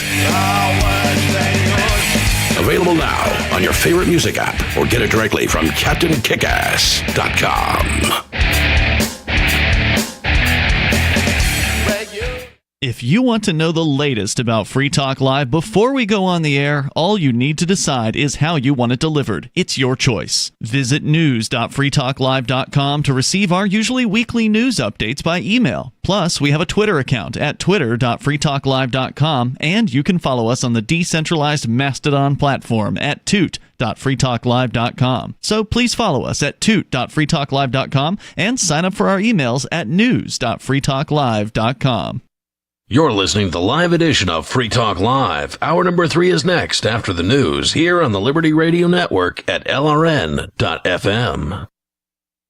From Feature Story News in Washington, I'm Simon Marks. Israel says it has killed Abu Obaida, a spokesman for Hamas who made regular appearances defending the group's tactics and leadership. The Israelis say he was killed in an airstrike on Gaza City, with reports on the ground suggesting it took place on Saturday. Meanwhile, thousands of people in Barcelona have seen off a flotilla of boats that departed for Gaza. Among the activists on board are the climate campaigner Greta Thunberg and the actress Susan Sarandon. The boats are carrying food and medical supplies with the aim of breaking Israel's naval blockade.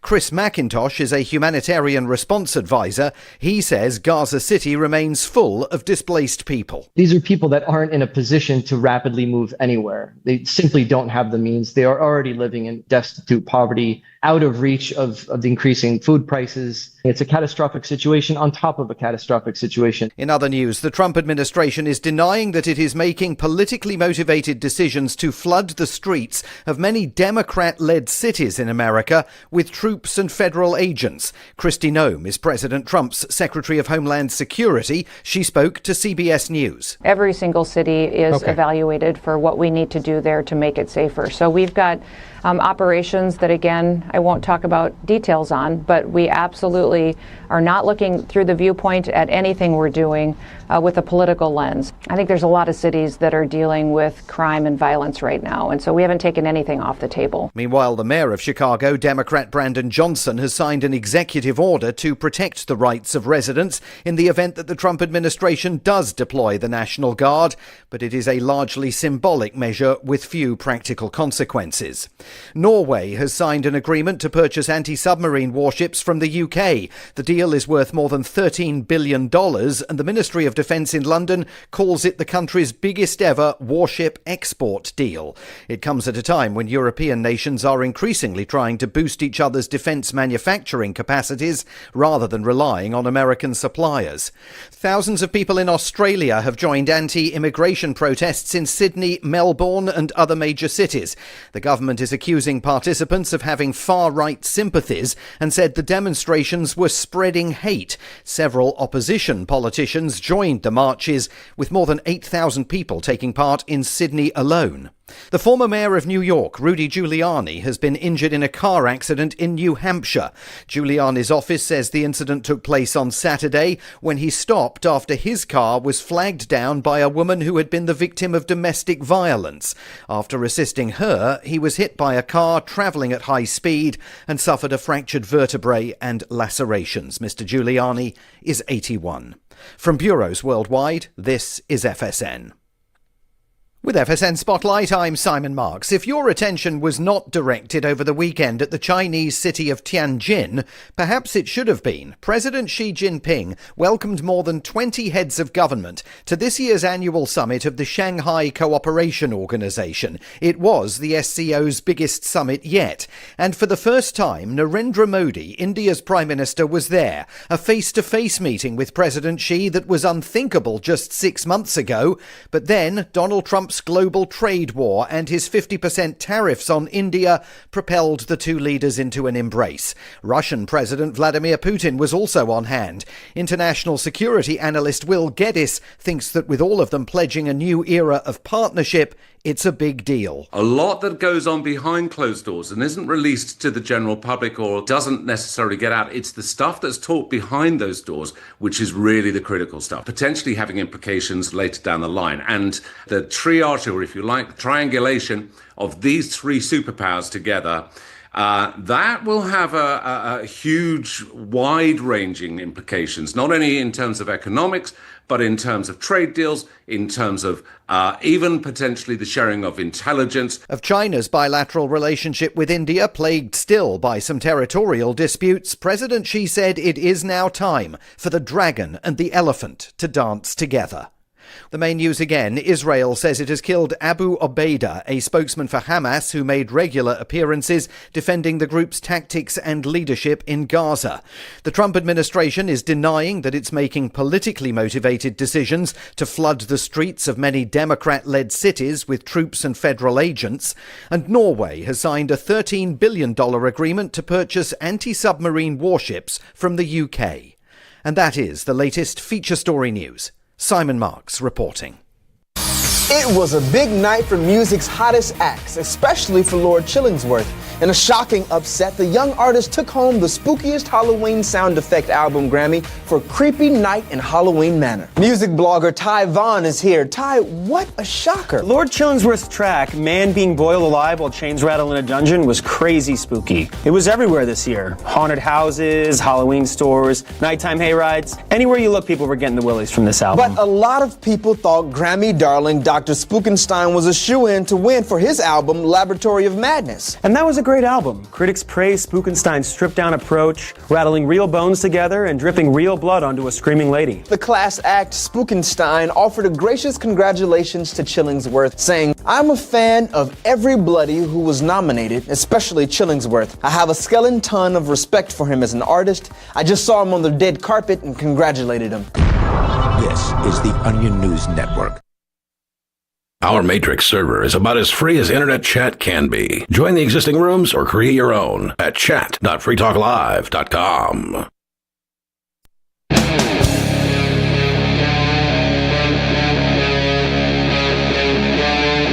Free Talk Live.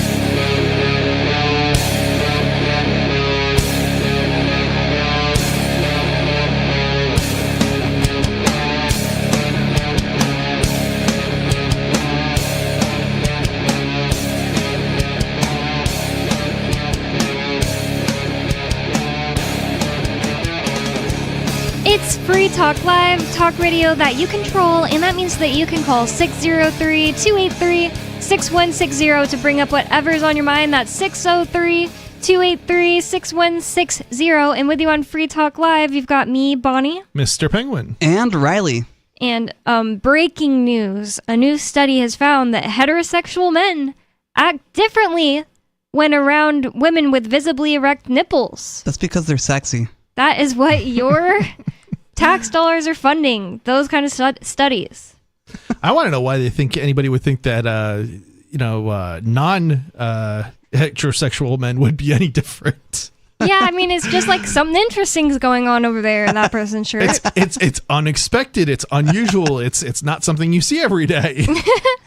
I would think anybody for that matter, that's over the age of like 10 is going to act differently.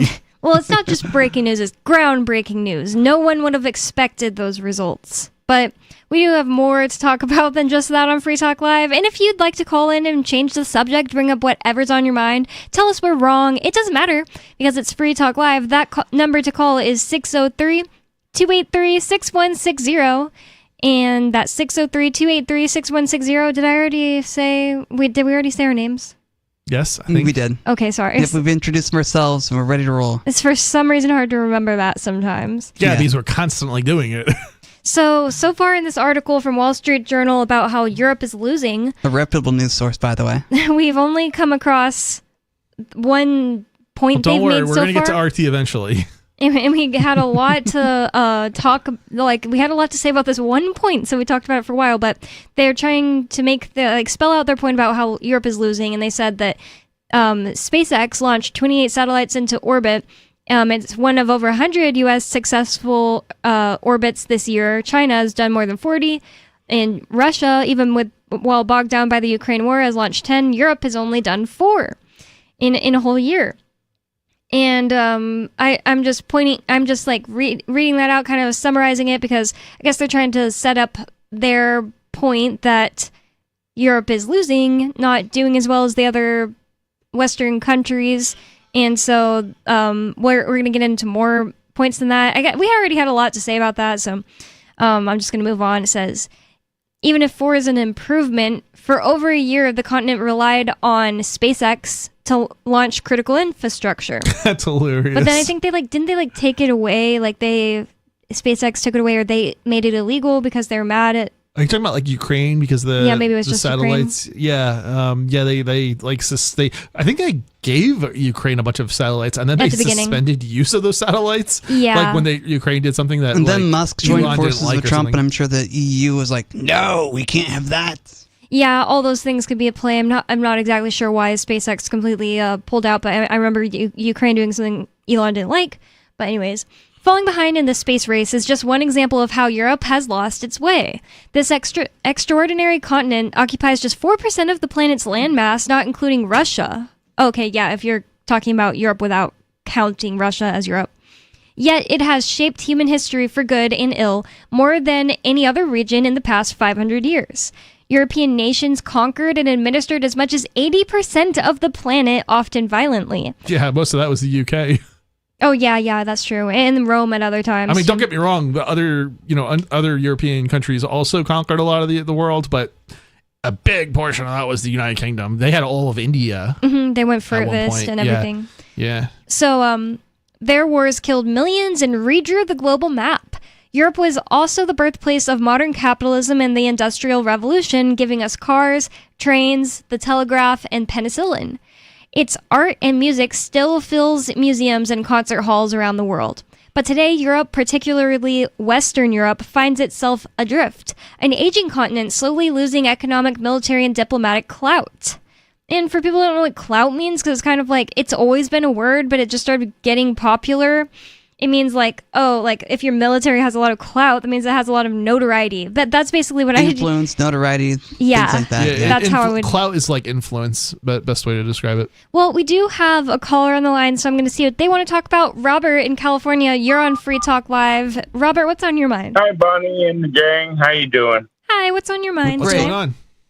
Well, I just heard you say that Elon Musk was mad at Kaczynski, and you didn't know why. And I'll tell you why. I didn't remember why, I think. Zelensky, yeah. Okay, go ahead and tell us why. I don't remember.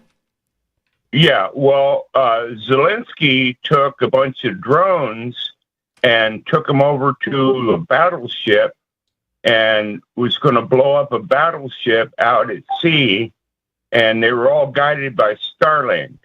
And he didn't like that. So he canceled their contract. Interesting. So he was going to Zelensky was going to use those to kill people with drone strikes on the ocean? Yeah, and they were going to guide it by Starlink. Oh, okay. Satellite system. Thank you for letting us know, because it is just just too hard to quickly search things up while doing the radio show, so I appreciate that. Sure. Sounds like a good enough reason to take it away, maybe. Yeah. Have a good evening, folks. Thank you for the call, Robert. Sure. So that is just why they mentioned that, just to say that it was actually they were actually coming up by getting to 4, because before that Europe was just relying on SpaceX. So, yep, interesting stuff. It's really hard to believe as much waste and as much money as Europe spends that they do not have a military or capability to put satellites in space in 2025. It is a little weird. It's not that I want them to act like America, but it's a little weird how America spends a giant portion of the tax money that they have on military, and for some reason Europe just seems to not really care about that much. Because they're relying on the U.S. for defense. Okay, we're the ones paying for their military, so basically, because they just don't have one, and then they rely on us. When it's like, wait, why are we paying for this? That's a great point. Okay, that makes a lot of sense. And I know that Germany is not allowed. I'm not a fan of Trump. I vehemently dislike him. However, there is some actual rationale, even if he's irrational most of the time, in regards to interests in things like Greenland and not funding the defense to defend Europe when Europe itself isn't funding itself to defend its own. It's one thing if Europe was defending itself in the sense that they were spending, an appropriate amount of money on their own military, and then we were just backing them up. But they're not. They're basically using us to fund their military defense, and then they're not defending it themselves, or they're not funding it themselves. That's a great comeback whenever Europeans are on the internet. Like, we have all this stuff that America doesn't have. Then you can just say, yeah, and you can only afford it because you rely on America for defense. That's a great point. Yeah, it's absolutely insane what we spend. We spend too much on our military, and the Europeans don't spend enough. All right, that actually totally adds up. That makes sense. Yeah, and by the way, I am not in support of invading Greenland. It just seems really dumb. But but there is an interest in I think there is a good argument for the United States being involved in Greenland as far as defense, strategic defense. But it's one of those things where it's like, okay, we're going to be contributing something, but Greenland, you needed to contribute something too, and that might just be providing us the space for the bases, because obviously we're defending you as well. So you should contribute something. And then the same thing with Europe. It's like there's nothing wrong with Greenland, Europe, and the United States working together, but it should be on a playing field that is, I don't want to say even, because obviously there's different. There's different populations in each and different resources and stuff. But, if we're talking about a 2%, for example, goal, we should all be spending 2%, right? Like, Yep, that makes a lot of sense. Of GDP. It is true that other countries rely on the United States, and yeah, we shouldn't be spending 6% of our GDP. That just means like you're relying on theft from people that you'll never meet. Right, and Europe is spending 1.5% or something ridiculously small by comparison. It's like, no, you should spend a little bit more on your military, and we should be spending less on ours. If it was your house, like, you should be the one spending money on protecting your house, video cameras and everything. Yeah, yep. And your neighbor shouldn't be paying for that. Yeah. Well, anyway, they say that Europe today, after all of the things that they've brought the world, trains, telegraph, penicillin, finds itself adrift, an aging continent slowly losing economic, military, and diplomatic clout. Europe shaped history, but the risk is now that we are simply bystanders to history going forward, says Jeremy Gallon, a former French diplomat. The continent's economies have largely been stagnant for about 15 years, likely the longest such stretch since the Industrial Revolution, according to calculations by, oh man, I never know how to say this. They're literally passing laws to limit how much people can work. I mean, why do you think they're stagnating? It's like, if you work less, and they do statistically, the population of Europe works fewer hours than people in the United States. Is it just Dutch Bank? Dutch Bank?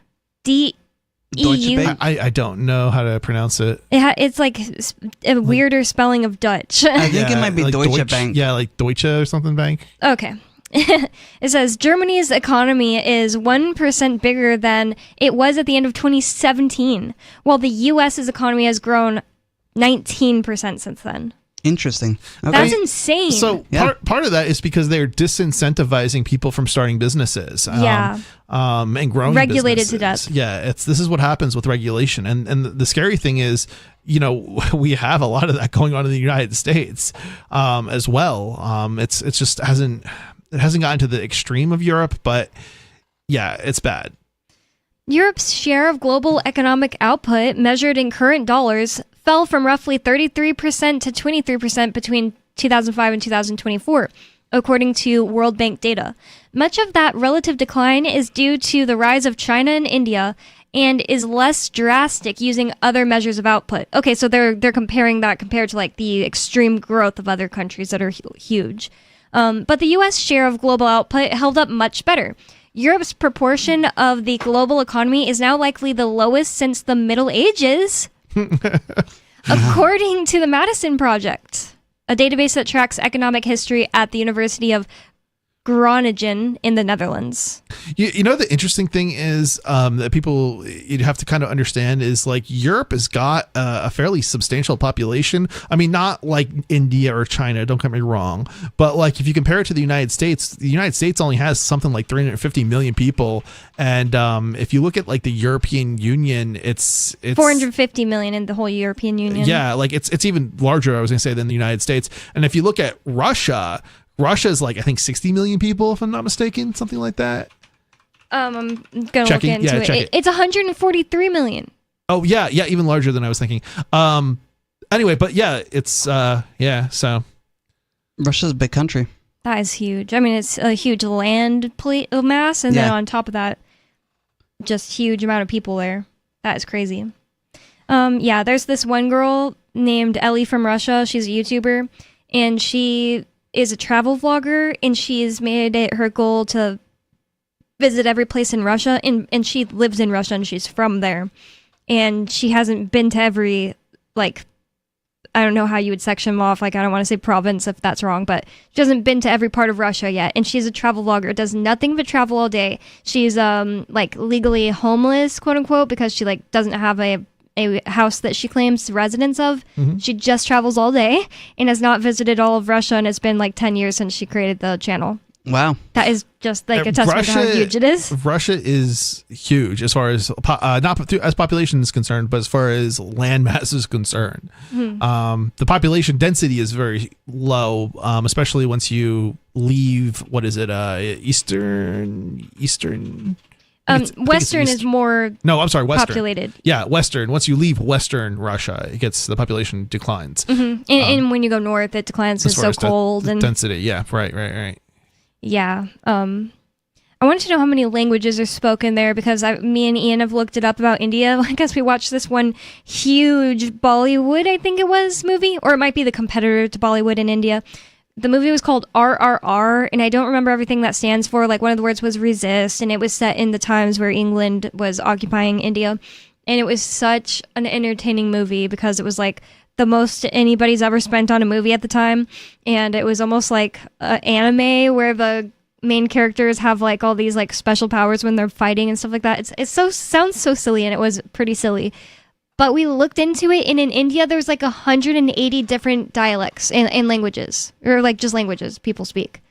That is crazy. That is crazy. I tried to quickly search that about Russia, it's just not coming up exactly as I was asking. It says there. It's kind of funny that people complain about consolidation of languages, and and it's like, you know how many languages there are in the world? There's a lot.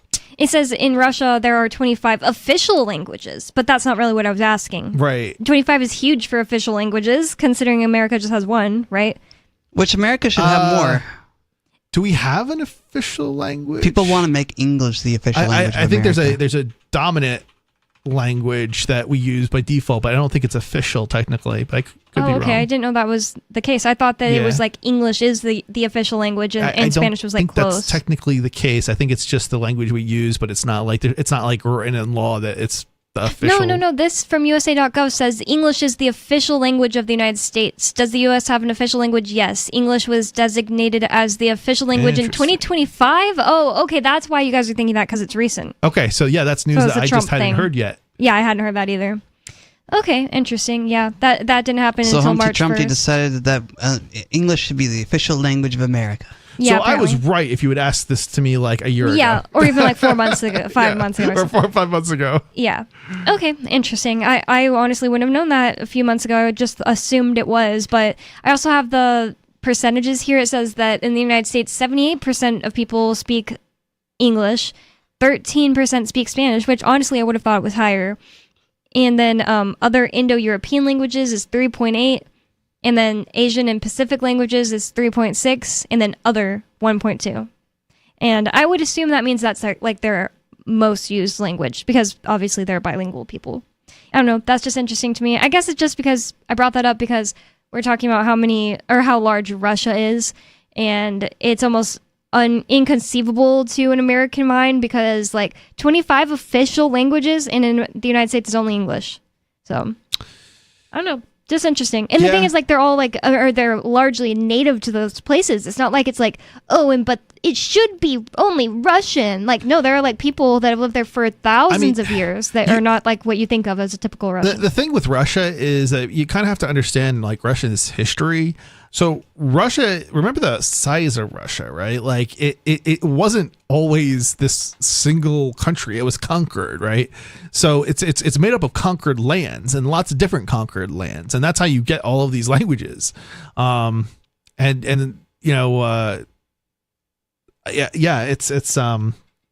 really probably should be multiple countries, but it's been conquered. And I'm honestly super shocked by this. I would have thought it would be more, but everyone in America can conceive of how large Texas is, right? Texas is super large. Yes. So I Googled how many Texases can fit into Russia. A lot. 6.6. Ask how many United States can fit in Russia. Probably one. No. It's probably a couple. It says 1.8. So if you're talking whole numbers, only one. Almost two.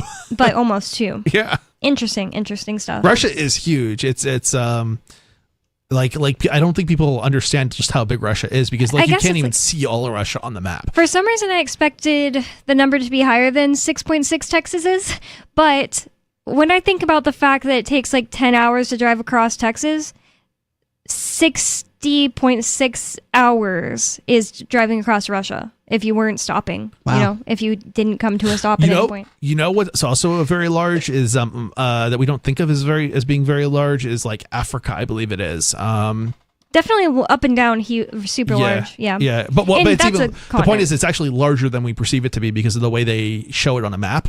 They kind of shrink it down. Oh wow. Yeah. So like the United States looks a lot bigger than it actually is by comparison to like Africa. Is that just like American-made maps do that on purpose? I don't remember what the standard is, but basically the standard is derived from a colonialist era, I guess, something like that. And Europe looks bigger than it should. Europe is actually a very, very small, like the European Union is a very, very, very small area. And this is the other funny thing, like people like in Europe cannot understand why we fly everywhere as opposed to like taking trains and stuff. And it's like, like you can get on a train to go from Paris to London, or from London to Paris or Paris to London, and be there in hours. Like the only way we could do something like that equivalent is by flying. Otherwise it's going to take many, many days. Yeah. And people just don't understand that in Europe.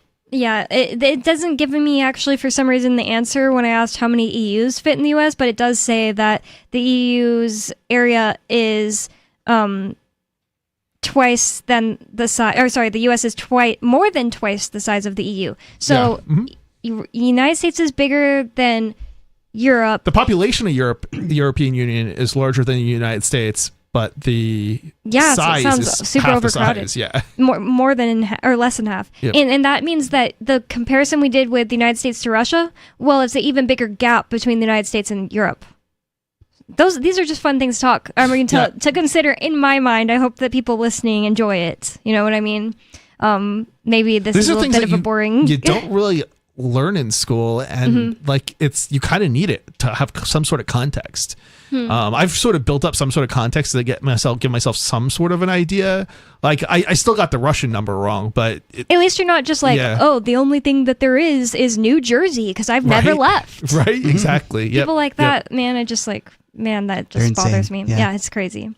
But so I don't know. I guess we're also trying to be like a little bit fair while we're reading this. It's not about really just dunking on Europe. It's talking about. I want to talk about like the policies that got Europe into such stagnation. Like, for example, the fact that it's harder to start businesses there.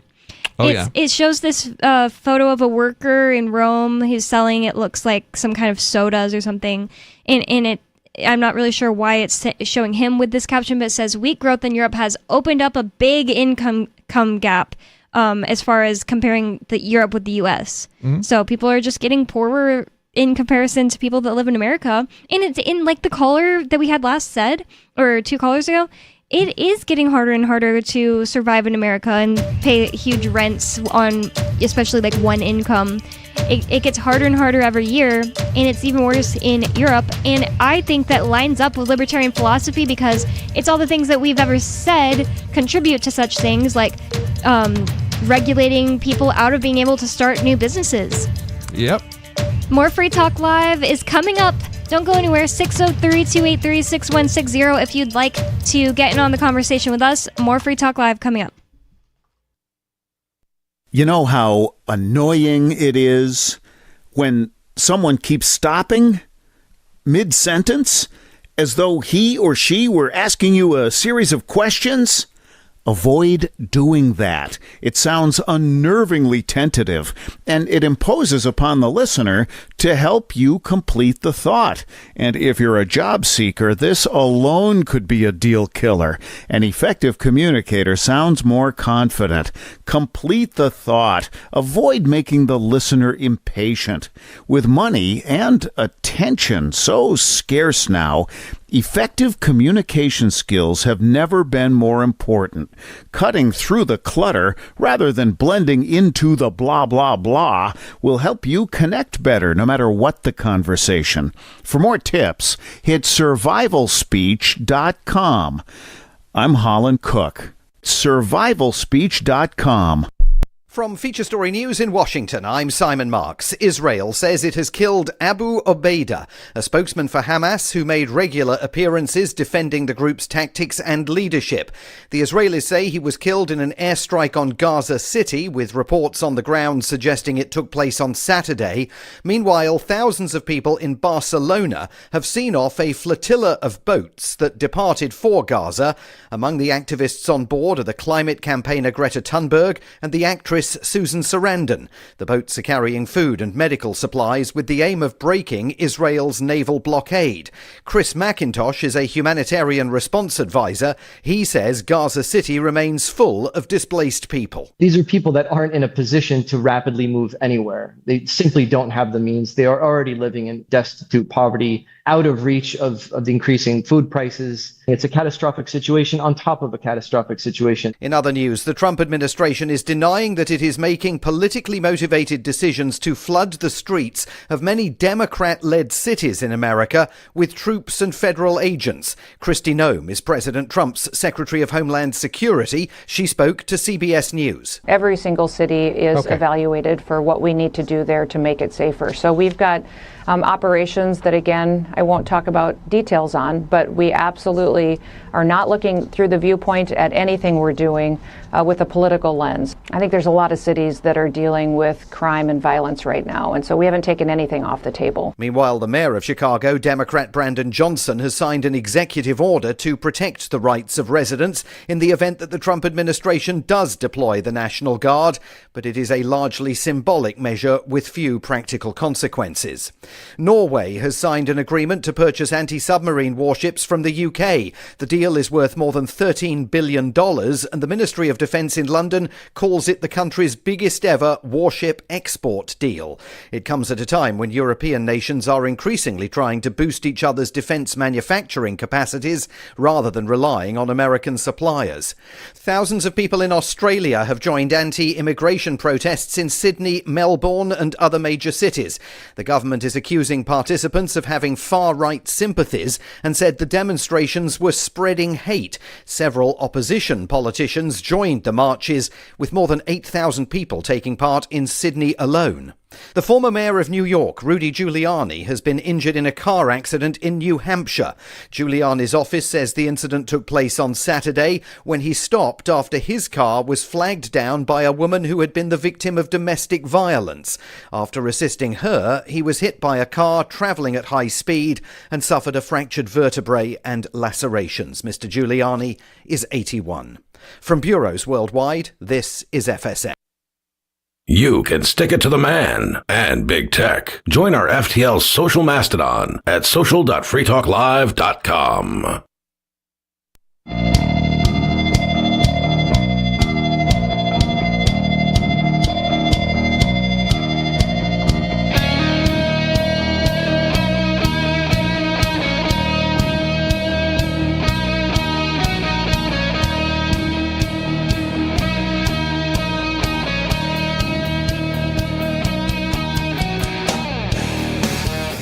It's Free Talk Live, talk radio that you control, and that means that you can call 603-283-6160 to bring up whatever is on your mind. That means you can call 603-283-6160 to get in on the conversation with us, change the subject, bring up whatever's on your mind. It's up to you because it's Free Talk Live. And with you on Free Talk Live tonight, you've got me, Bonnie. Mr. Penguin. Riley. Had him a little muted there. Yep, Bonnie, Penguin, and Riley. Sorry about that if it was messed up there. We're all here. And with us on the phone, we have David from San Francisco on the line. David, thanks for calling. What's on your mind? Well, I heard you talking about the official language scam that Trump is trying to pull. Mm-hmm. You know, you remember, 10, 15 years ago, they were pushing NAFTA and GATT and the idea that we're going to have a global economy. Yep, I remember pushing that. Yeah, and a global economy means that the more languages you know, the more money you can make. And Donald Trump is not a real conservative because a real conservative likes to make money, doesn't he? But he doesn't want us to make money. He wants us to be stuck with one language and that we don't have the opportunity to reach out into various neighborhoods or regions or countries or segments, markets, and be able to make good bargains. So these guys, that's why I say it's a scam, the English only. I just want to stop you for a moment and say, I'm not sure that's what that means. Like, an official language doesn't mean that you can't or aren't allowed to speak other languages, or that it's not encouraged to learn other languages. At least I wouldn't interpret it that way. Is there something I'm missing here? Well, I've been listening to hate radio for ever since 9/11, and they definitely don't want other languages out there. And in fact, you start looking at these ICE raids, anybody that's selling tamales on the street is going to get rounded up and shipped off to. That's bigotry, Uganda. right? But that doesn't necessarily mean that would inhibit them from wanting to make money. I can kind of see where the caller is coming from in that it's almost like a dog whistle in a way that it's like, I'm Trump. I made English the official language, and it doesn't really mean anything, but it sends a signal. Does that make sense? Yeah, but isn't it sending more of a signal like other countries should learn English? It's not like, I don't know, I don't know. I just think it's a terrible idea for a government to mandate what language you should be forced to learn, or say this is the official language. I'm not even sure what it means, right? Like it's kind of symbolic. It means nothing. Right, if that makes right. sense. Yeah, it's kind of how I'm interpreting it too. But I could see it being used as a dog whistle in a way. It's big government. It is. It's somebody, Sure. and as a matter of fact, I'm calling you from San Francisco, and if you go to the school district, if I remember right, they have something like 73 different languages that they deal with. We're not only an international city, a port city, but we're also a diplomatic city that so many different countries have their consuls here, and you come here to get your passports dealt with, or visas and all sorts of different trade policies. And if you don't know, if you want to get in on the international shipping down at the port, you're going to want to know a variety of different languages. And Donald Trump and his scammers, his Project 2025 crowd, do not want competition. They want monopoly. And what, everybody's been using this phrase fascism for the last few weeks to describe Trump. If you know the origins of fascism, it was called the corporate state before it was called fascism. And Mussolini had a design where you would have this great big round table of government, and all of the monopolies would be there. Not all of the corporations, all of the monopolies. Yeah. So you'd have the dairy monopoly and trucking and shipping and shoes and I would agree with you. We do live in a fascist state, but at the same time, it's not that we didn't before. It's just it's almost like we're overusing the word now, just because Yeah, like every time that my tax dollars get stolen from me to pay for cops, right? And then other corporations that couldn't live on their own. If it wasn't being spent there, it'd be getting spent on something else, right? Mhm. It's just, and a lot of there's a lot of overlap. Whether it's Trump or Biden, there is a lot of overlap still in spending. Well, if you look at it in terms of we the people own everything, hypothetically, the 1776 logic, we the people run our country. We have independence to be able to run our country, and we want to fix our stuff. We want to fix our libraries. We want to fix the sewer system. We want to fix the gutters and the potholes and everything else. Yeah, but a lot of this was private. This wasn't government run up until like 130 years ago. Even more recently than maybe the 1930s. A lot of it came into existence in the 1930s, as far as the big government's concerned. I mean, this is fairly recent. Look at. There was a book I read about the first inventors of America, and there was a log jam on the lower Mississippi. It ran from Memphis basically all the way down to the Gulf of Mexico. It was like a 1,000,000-year-old log jam. You couldn't get a ship through. You could barely get a canoe through. It would take you weeks and weeks to get a couple of miles. And the original steamboat was a ramming boat. And he started in the low end of, at the Gulf of Mexico, and he would take this boat and he would crash into this log jam.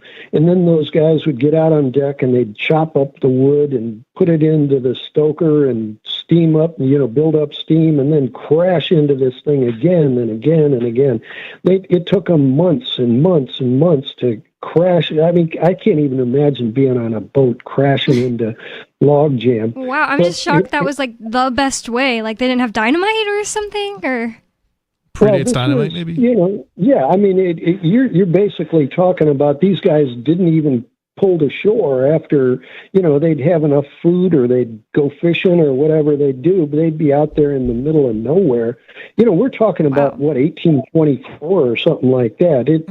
The idea of being able to carry explosives on a boat like that would actually be kind of foolish. Dangerous because before they had better explosives, the stuff would go off on just a tiny little bit of I'm surprised nothing. ramming your boat into something isn't dangerous. It is, but it's even more dangerous to have explosives that go off, just by touching them a little bit. Yeah, that is insane. Right. That's a crazy choice you have to make. But that's what they did back in those days, and people died. A lot of people died from explosives going off. Yeah, and this was because of how sensitive they were. This was one of the first public works projects, and the president, I can't remember which guy was the president when it was authorized, but he caught hell for spending, I don't know, it was $300,000 to pay these guys to do this. But he basically cleared a channel, and then they made hundreds of millions of dollars of being able to carry goods up and down the Mississippi River. So, just by doing a public works project, by paying a guy and a crew to crash into logs for weeks on end, it created a whole different segment of the economy where all of a sudden that might be a false assumption here, in that you had to have the government do that, right? There was a economic incentive for somebody or people to come together to do that voluntarily, independent of any government doing it. It's just that the solution that was chosen was a government solution, right? Would a private company then have the right to have a toll booth at both ends of the Mississippi River? I don't see why they would. Well, if somebody paid, a few $100,000 to crash into logs for weeks on end, would they then have the rights to steal the Mississippi River? No, but maybe not. But they still would have the economic benefit of then being able to use the river for other economic activity.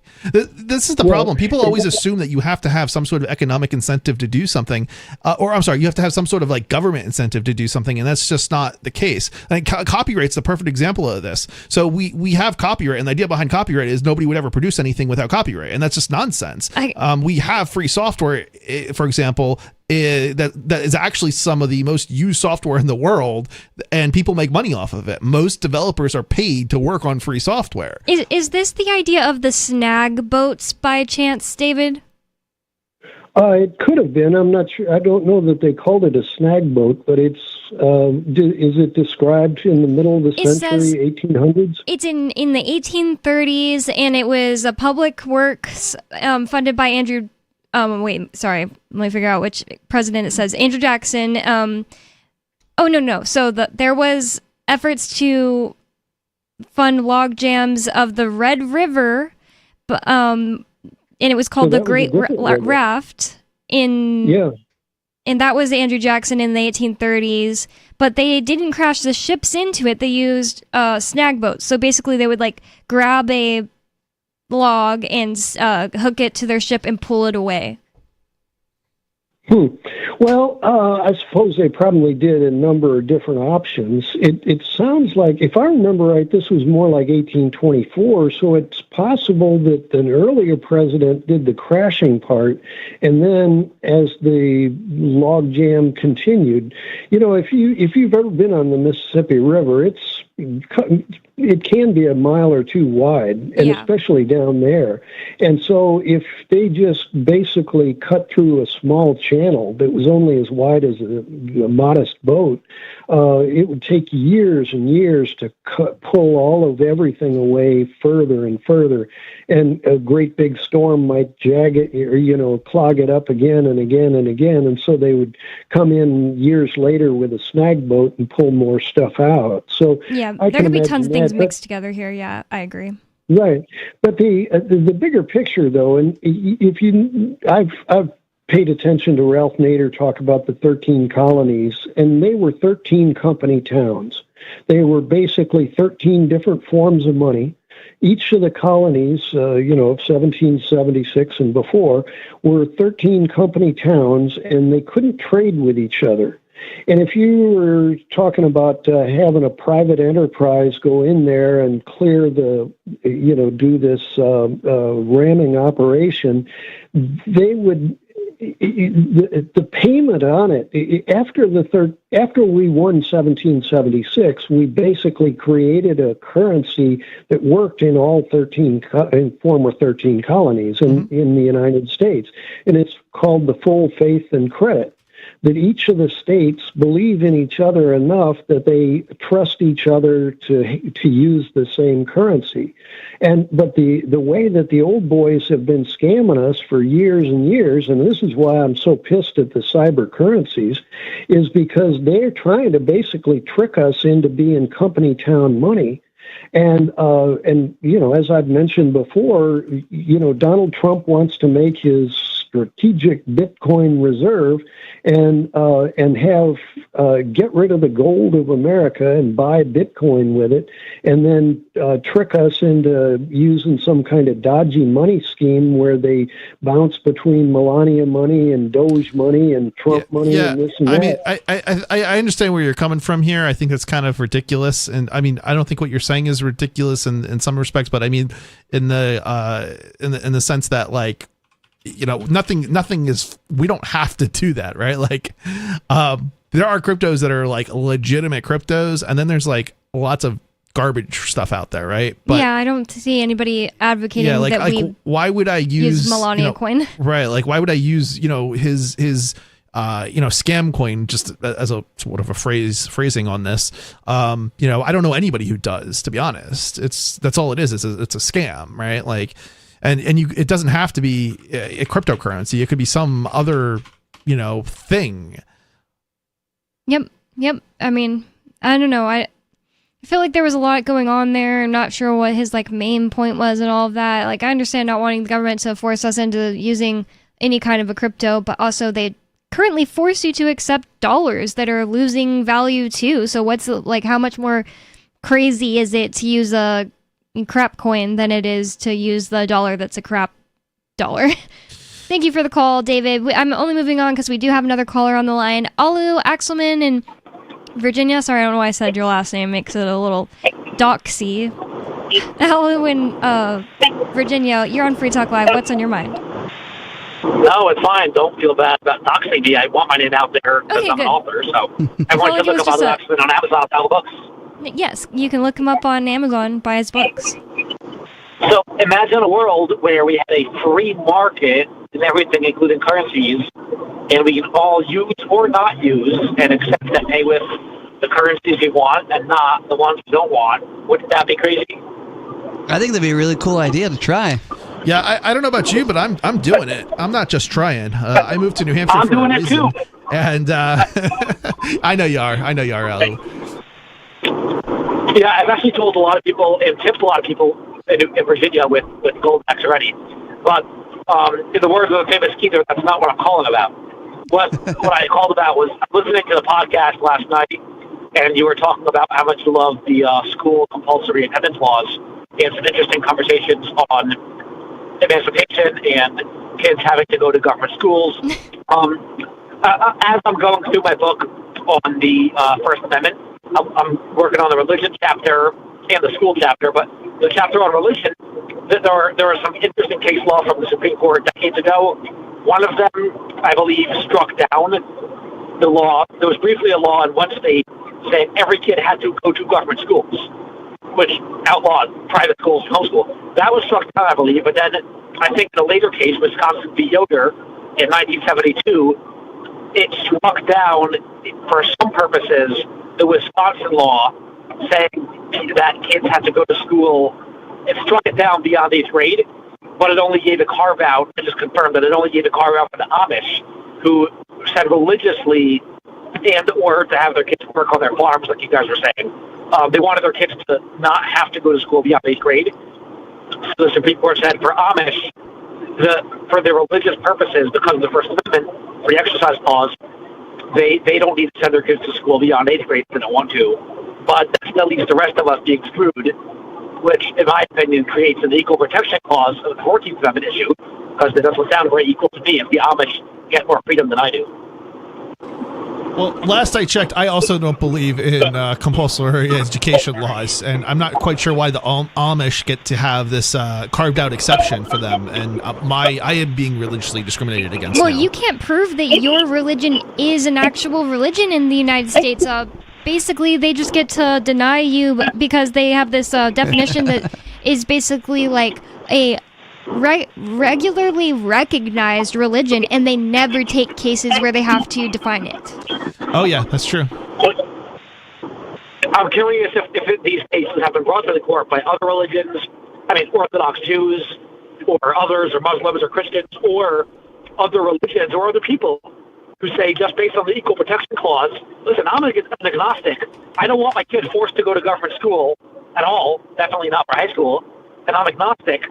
So the Equal Protection Clause says the Amish should not get benefits I don't, right? So has that been litigated before? And is Penguin and Bonnie going to fund the litigation for me to do this when I bring it to court? That would be a fun litigation to do. Are you in a position? Do you have the? I'm just trying to think. Do you have the standing? Yeah, you do, don't you? Because you've got a kid. My son's 2.5. So in a couple years, in within, a couple years, you might be able to. Okay. Yep. So you three are going to totally fund all the litigation. Thank you. Cool. Oh, we'll do our best. Hold on. I may contribute and help to this end, but I don't necessarily know I have the funds to do it. Maybe in a couple years. Yeah. Ask me again. But I'm just curious. I'll look into it. I wonder if these cases, which cases have gone to which courts, and how high up it's been as far as other religions and non-religious people. I think it's really an equality issue. Where religious people get benefits I don't, which is weird. Yeah, I mean, this is one of the great things about New Hampshire is us getting together in one place in one region. There's all sorts of great stuff we could work on together, and this is one of them. Do you guys know if there's been any legislation or any stuff in New Hampshire about the compulsory attendance law and what age is the limit? I don't know a lot about it, to be honest. I lack any kids, but so I don't exactly have a strong incentive, but considering the lack of kids, I have I'm probably disproportionately knowledgeable. Just because it's from a freedom perspective, those types of things concern me. Just Google AI overview. Quick answer popped up, says that RSA 193.1 mandates that parents must ensure their children aged 6 to 18 attend school, which can be public, private, religious, or through an approved homeschooling program. Truancy is defined by unexcused absences becoming habitual after 10 days within a year, and may result in penalty for parents who fail to meet their obligations. So that's bad. Okay, so basically, don't register your kid. Don't let the state know that they exist. I mean, there's room for improvement. I think New Hampshire has some of the best homeschool laws.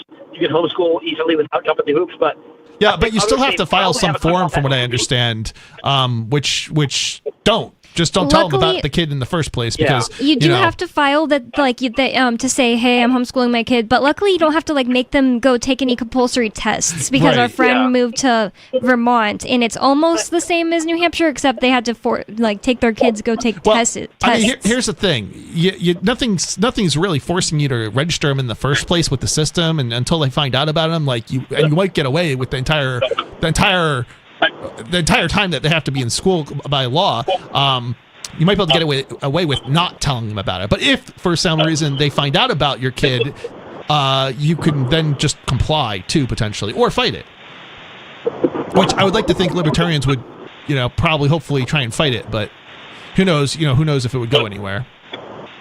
I understand the difficulty in deciding on whether or not to get your kids signed up for government crap, even if you live in New Hampshire, because today's day and age is like a lot of times the kids whose parents didn't get them Social Security cards and stuff, they just go get them anyway when they grow up. I don't know. I can understand it being a difficult decision. Well, the thing with Social Security is not that big of a deal, because ultimately, at the end of the day, so you might lose out from like a tax perspective, especially if you're paying taxes. But like as far as them, they can get it at any point. So when they get their first job, if they need one, they can go and get that easily. That's not something that's like hard to get. And in fact, it's only been in fairly recently that like they've been issuing these like at birth in the first place. Mm-hmm. So, but they do try and force them on you now. So if you take your kid to a hospital, it'll be a lot more hard, or a lot more difficult to not get your kid like a birth certificate if you gave birth at a hospital, which some people absolutely have to. It's not even a choice. Sure. There is home births though. Yeah, but then there's like the fact that like maybe you have complications and you have to have a C-section. Sure. But this is why you hire a midwife? Yeah, a midwife. Yes. This is why you hire a midwife, so that a midwife is somebody who's basically like a medically trained individual who can pick up on risks and assess whether or not you need to take your kid to a hospital for the birth, basically. Yep. But you hire a midwife. And some people just want to have their baby at a hospital, though. Right. And the thing is, I can't really blame a woman for wanting to give birth at a hospital if she just wants to. And then the idea that like it's her fault that they're trying to force vaccines and a birth certificate on them, that really sucks, because it's like we should have more options. But I agree. Definitely having options is a good thing, and I think that's why New Hampshire is a wonderful place to be, because there are people coming here who are demanding these other options. This midwife thing, though, is a pretty decent solution, I think. For most. I don't know if you can do this everywhere, but in New Hampshire you can do it. And it's actually much more free in Massachusetts, unfortunately. Really? Yes, and I only know this from Nikki, since she was a midwife. She's a doula, I'm pretty sure. How do we do that? How do we make those changes here? Well, the thing is, there's like a mafia of these women who are midwives, and they want the regulations. It's really awful. I know. I wish Nikki was here to talk more about it. Yeah, I didn't know about a lot of this stuff until Nikki talked about it, which I'm surprised nobody's shocked on that one. But certainly I think that's using a midwife is probably your best solution. And honestly, using one within the libertarian community is probably your best. Is Nikki still a midwife, or is she still? Might be taking a break since she has babies, like young babies right now. If you can find one in libertarian circles, that's where you really want to go. Yes. 603-283-6160. And by the way, women do it constantly in the Free State Project, so like don't let me saying that make it sound like it's like hard to do. Like people do it all the time. Oh yeah. And it seems like a big booming little market, or whatever you want to call it there. freetalklive.com for more, and thanks for listening. Peace. Free Talk Live. There are certain cultures in the world that when they get up every day, the first thing they say is death to America. I don't know